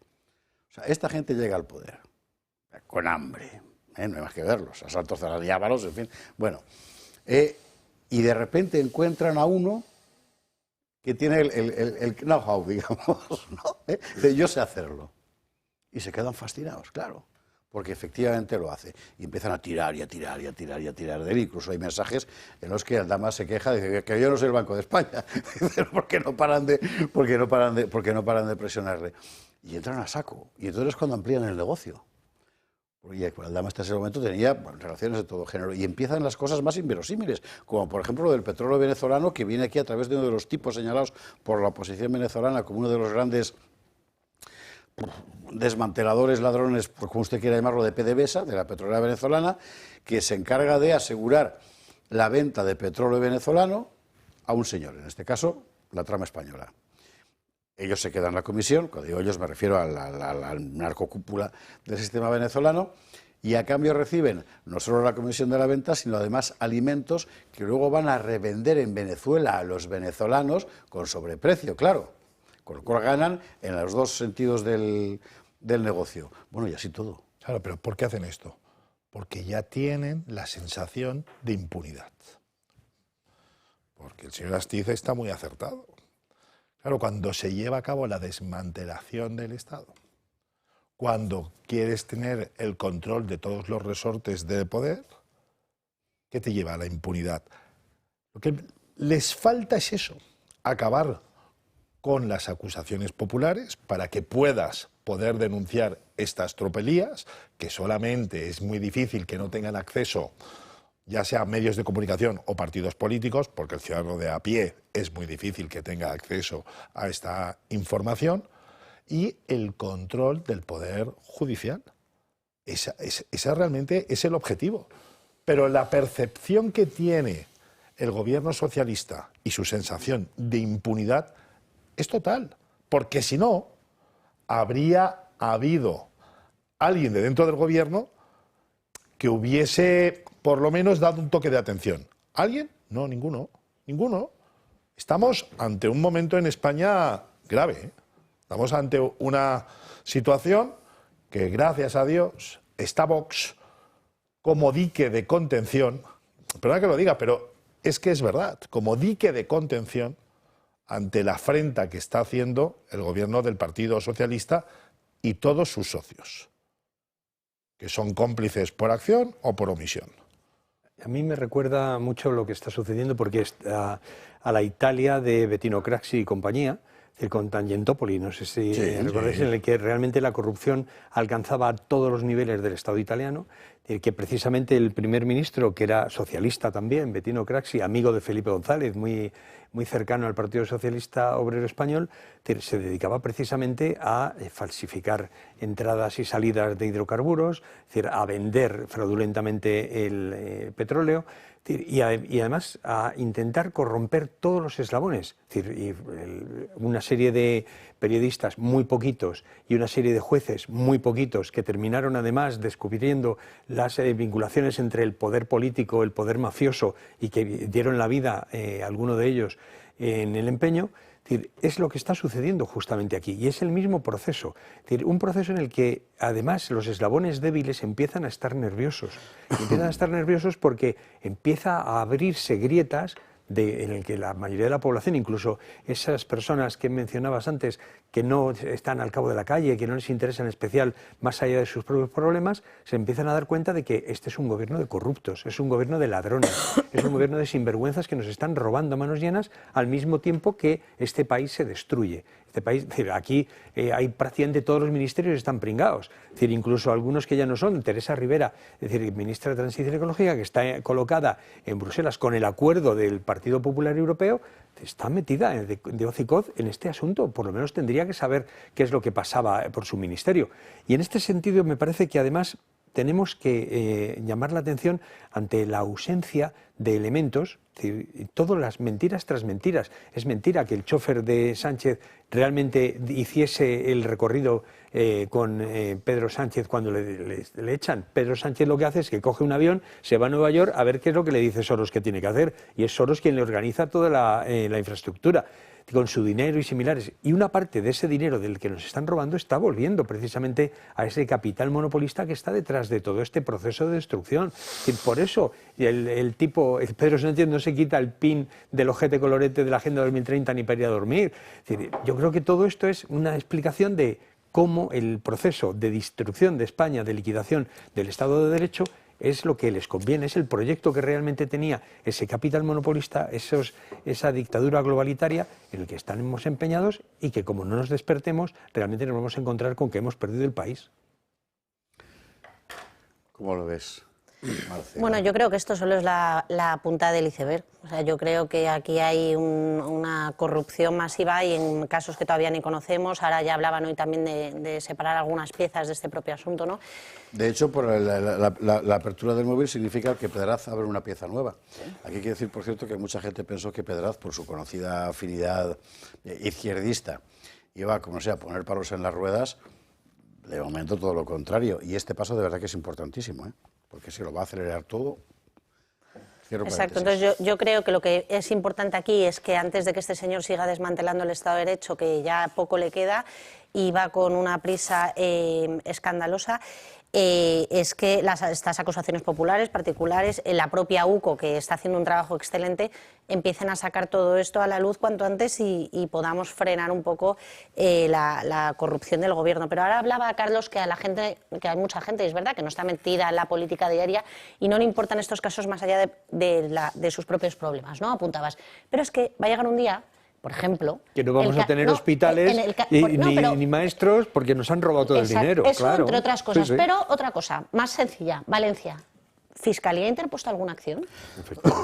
Entonces, señor, ¿le tiene que preocupar a usted que la Fiscalía esté completamente corrompida por el Estado? El día de mañana el frutero de turno le abren una inspección de Hacienda y ¿le van a imputar un fraude fiscal sin pestañear? Pues a Villafuel, que también el nombre de la mercantil de hidrocarburos también es para comentarlo, todavía no hay fraude fiscal, ¿no? Entonces, esa también doble vara de medir frente a los ciudadanos de a pie y estos políticos que siempre están protegidos, pues sí nos tiene que preocupar. Entonces, todos estos casos de corrupción son muy peligrosos porque la impunidad es permanente con esta gente. Y bueno, pues simplemente eso, recordar que yo creo que esto solo es la punta del iceberg y que aquí el gobierno y todo su entorno está pringado. El secretario general de Industria, en la época del fraude, y por tanto necesariamente tenía que conocer de los permisos, era Raúl Blanco, que acaba de dimitir como presidente de Renfe por razones personales. Claro, ¿y cuáles van a ser las razones personales? Pues porque realmente estamos ante una situación que es que cuando se estaba hablando ahora me está viniendo a la mente el informe que hicieron los inspectores de la agencia tributaria respecto al hermano de Pedro Sánchez. Que es un informe que es totalmente fraudulento. No, es impresionante. Además, ahí la juez Vilma les ha sacado los colores también ahí. Claro. La juez está muy valiente. Es una vergüenza. Es una vergüenza. O sea, si eres un panadero y te dejas un trimestre de declarar 150 euros, te montan un pollo de narices, te acumulan la multa, no te dicen hasta dentro de 4 años, a los 4 años tienes que pagar la multa, los intereses, la acumulación. No, te entra la nómina ya o un pago ya te lo están quitando rápido. ¿Y a este pollo? O sea, ¿de verdad? No, y es que lo más grave es cómo ha actuado la agencia tributaria. Pero fijaros una cosa, José Javier. Prevaricando. Por eso insisto, es que todas las instituciones del Estado están carcomidas.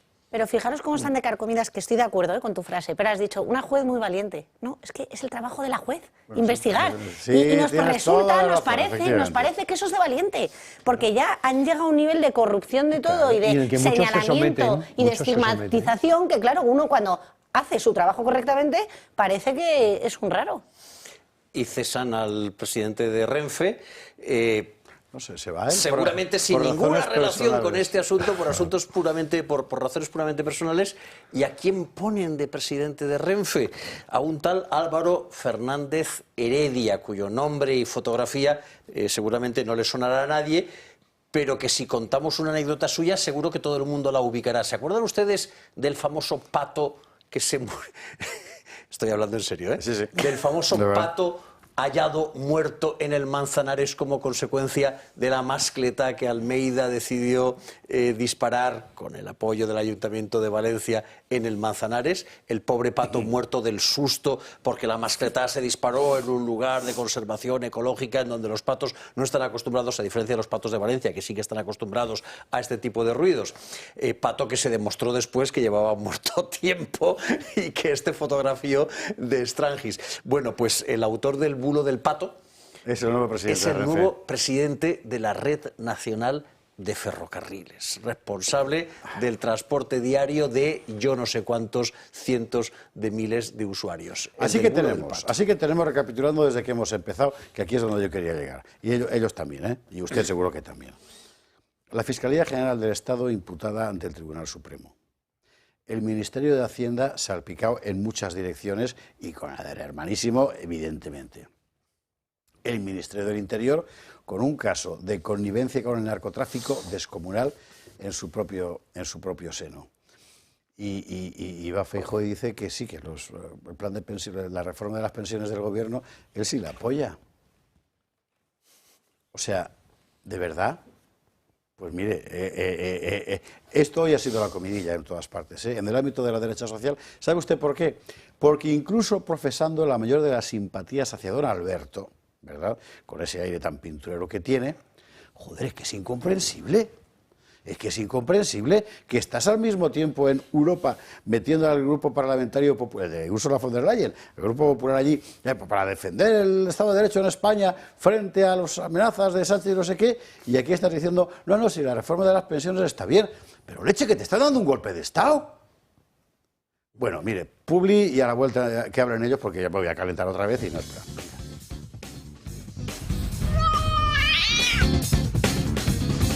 23:49, 22:49 en Canarias, recta final, pero muy final, del gato al agua, pero no queremos dejar de comentar este asunto que tiene la derecha social española contrita. Y en particular a los votantes del PP, y yo lo entiendo, porque es que es muy difícil. Ostras, ayer explicábamos lo del apoyo a la reforma de pensiones del gobierno, que es que no es el momento.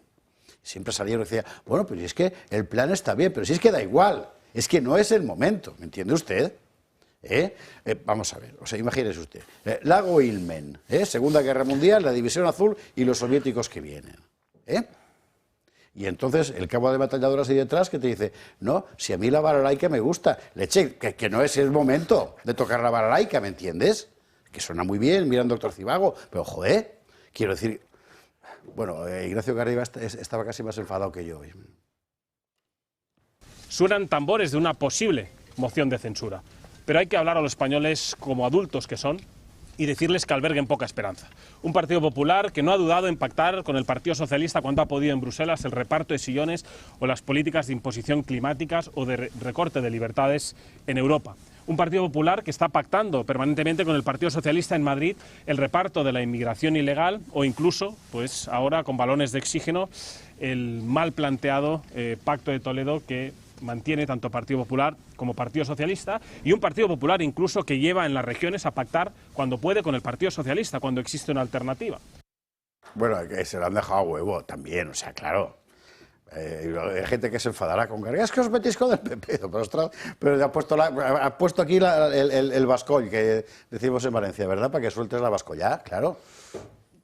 Bueno, ¿puedo?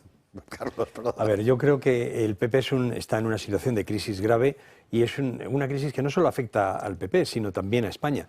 Hay que recordar que el proceso de destrucción de la democracia en Venezuela tuvo como uno de sus ejes centrales una oposición blandita, una oposición que no quería enfrentarse a Hugo Chávez y similares, una oposición que no quería dar la batalla. Y yo creo que esto es lo que le está pasando. Pero con la diferencia que hoy en el mundo, y especialmente en Europa, precisamente los aliados del PP, las políticas del PP de contubernio con el Partido Socialista a nivel europeo están en una profunda crisis. Y el PP tiene una profunda crisis. Es decir, se enfrenta con sus propios varones regionales. Es decir, le echa la bronca a Feijóo, a Amazon, cuando realmente el culpable del desastre y de la falta de ayuda ha sido el gobierno de Pedro Sánchez. Es decir, ante una situación de un gobierno mafioso como el que tenemos, de un gobierno que está amenazando la propia existencia de España y desde luego del Estado de Derecho, la distancia tiene que ser infinita. Y en ese sentido también, es decir, se le está quitando realmente la hierba bajo los pies a un Partido Popular que no sabe dónde quedarse, que apoya a Rivera o es incapaz de convencer a sus propios aliados europeos para que esta señora, que está implicada en este gobierno mafioso, es decir, no sea comisaria europea. Pero es que además tenemos aquí a nivel internacional, el PP no encuentra hueco donde meterse. Es que resulta que los aliados, es decir, Trump convoca a todos los aliados importantes y de España el que va es Abascal, es decir, cuando realmente es el único que tiene una posición de encontrar aliados internacionales, porque los aliados internacionales que parece tener el PP son los mismos que tiene el PSOE, es decir, que están en claro declive, ¿no? Vosotros no vais a defender a Feijóo en este trance, me temo, ¿no? No, porque el Partido Popular lo único que está haciendo es cálculo electoral y quiere dar a veces una imagen cercano al Partido Socialista porque en su imaginario creen que hay un Partido Socialista bueno y entonces están preparando para poder pactar con ellos, como en este caso, otra serie de cuestiones y al mismo tiempo hacen ese cálculo electoral para buscar electores de todo el espectro político. Pero en la situación en la que se encuentra España no tienes que hacer ni cálculo electoral ni buscar ningún tipo de pacto con el PSOE. Es oposición frontal. Y realmente, si Feijóo tiene valor, lo que tiene que hacer es lo que dijo, que presente una moción de censura, que la presente. Me pregunta si nosotros vamos a apoyar a Feijóo y al Partido Popular. Feijóo y el Partido Popular lo primero que tendrían que hacer es empezar a respetarse a sí mismos. Feijóo a respetarse a sí mismo como líder del Partido Popular. Pues las declaraciones de ayer fueron algo así como yo no sé lo que va a votar el grupo, yo sé lo que yo pienso y voy a intentar convencer al grupo. Tío, se supone que eres el presidente nacional del Partido Popular. ¿Lo eres o no lo eres? Y en segundo lugar, el Partido Popular tendría que respetarse a sí mismo como partido. Es decir, que tú estás poniendo aquí sobre la mesa 137 votos. ¿Te los han pedido? ¿Has entrado en esa negociación? ¿Te sentaste en la mesa con el Partido Socialista o con el resto de las fuerzas políticas para escuchar las propuestas del gobierno, hacerlas tuyas y ponerle un precio a este apoyo?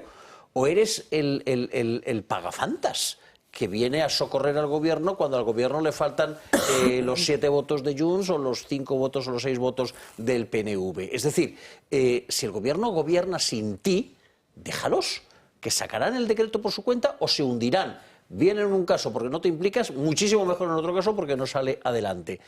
Y si no cuentan contigo, ¿a qué vienes de pagafantas? A que la gente perciba que a él le preocupa que pueda haber una crisis de gobierno por la cuestión de las pensiones. Pero, o sea, que te quieren matar, Feijóo, que te quieren matar, te quieren despiezar y colgar la cabeza encima de una pica y los pies colgados de un muro en el pórtico del Obradoiro, ¿verdad? En Santiago de Compostela. Lo mejor que le podría pasar a las pensiones y a cualquier otra cosa es que el gobierno cayese mañana. ¿Te quieren deshacer? Pues sobre todo quieren deshacer a la gente que te vota. A mí que este asunto me solivella. Marcela, sácame de aquí, venga, ahora. No, bueno, es que a mí, decías antes que es que a mí no me sorprende nada y yo lo lamento por los espectadores que nos ven y votan al Partido Popular, pero es que yo no les entiendo, sinceramente, porque en los últimos años, y lo hemos visto muy claramente en los últimos meses con esta rapidez del gobierno de cargarse el Estado de Derecho, el Partido Popular ha sido el colaborador necesario constantemente con el Partido Socialista. Hoy son las pensiones, pero es que hace 7 meses, con alevosía, porque lo hicieron en secretito, antes de las elecciones europeas estaban pactando el Consejo General del Poder Judicial, que es gravísimo eso también. Entonces, todo lo hacen así. Entonces, ni me sorprende y me preocupa notablemente. Entonces, para mí el Partido Popular se ha convertido en la marca blanca del Partido Socialista y muy en especial en, pues eso, ya digo, en los 2 últimos años. Y no se puede dar ni un balón de oxígeno ni absolutamente nada a un gobierno que se ha cargado el Estado de Derecho, que pacta con independentistas y nacionalistas, que es amigo o sea, vamos, que le da todas las concesiones a los amigos de la ETA, que se ha ingerido en el Poder Judicial, que todo lo hace, o sea, es la tiranía absoluta y consumada. ¿Tú cómo vas a hablar con una persona así? Es que no puedes ni sentarte a negociar, lo siento. Entonces, mientras tanto, siguen poniendo en riesgo la nación española, la inseguridad de los españoles, el Estado de Derecho españoles, la división de poderes de España. Entonces, yo no lo comprendo y no me sorprende tampoco. Pues yo sí lo comprendo y es lo peor. Pues como estuve en ese partido muchos años, incluso en tareas de gobierno, lo comprendo perfectamente. No, el partido popular en el que tú estuviste no es el de ahora. Pero la dinámica José Javier es la misma. Ellos siguen pensando que hay una cosa que se llama institucionalidad, que es el armazón del Estado y que a cualquier persona seria, sensata y decente debe llevarla a tratar de mantenerlo en pie, aunque haya que hacer ciertas concesiones, etcétera. Pero, o sea, lo han roto. Claro, ya. Es que en España ya no hay Sois Estado. la única columna que está sujetando el frontón, la otra se ha pirado. El frontón está así ya. O sea, ya no hay dos. Ellos han ido, están antes en de otra entrar historia. aquí leía Claro. que el Partido Popular y el Partido Socialista también han pactado juntos en Europa llevar a la ministra de Petro, o sea, de Trabajo, a dar una charla sobre el empleo juvenil. O sea, Petro, ¿vale? O sea, que es un narcodictador. O sea, ¿qué me están contando? Es que no se enteran. De verdad que están a otra cosa. Se enteran, pero son parte de ese gran complejo mediático. Tienen el mismo programa. Es que comparten la Agenda 2030. Es que el proyecto es el mismo. Es que el PSOE es el PP azul. El PP rojo. Y el PP es el PSOE azul.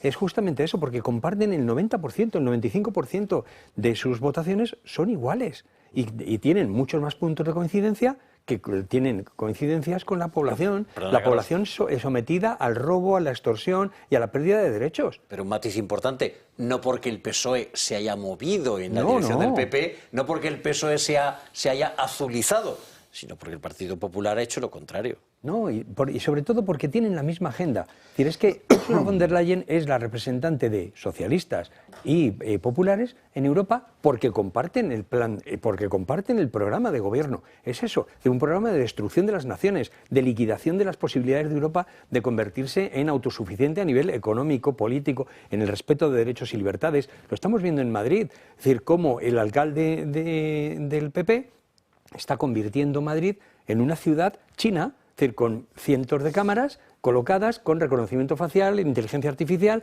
¿Para qué? Para controlar a los ciudadanos. Sí, limitando la movilidad. Limitando la movilidad. Es el proceso, es el mismo modelo que el que tienen populares y socialistas, a pesar de que sus votantes puedan ser distintos o no consideren que no, es que siguen siendo diferentes. Pues no, señores, ya no. Pues ya está. Que quedan 50 segundos y hay que marcharse. Así que no diré ni una palabra más, porque mañana vamos a seguir. O sea que, y atentos que mañana hay novedades importantes en el plano político. ¿Cuáles? Aquí le quiero ver a las 10 menos cuarto para enterarse don Carlos Astiz, don José Antonio Chilaver. Muchísimas gracias por este estreno aquí con nosotros. Marcela Regía y Carlos Flores, gracias también a los dos. Y sobre todo a ustedes por estar ahí y aguantarnos. Yo sé que usted está pensando, no, al revés, es un placer. Ya lo sé, pero yo tengo que decirle esto para ser más cordial. Si quieres que sigamos aquí, 916162464, porque Bolaños ya ha dicho que por él aquí nosotros que somos pseudomedios y esas cosas, y tabloides audiovisuales. Así que, club de amigos, que hay que resistir. Que descansen, nada más.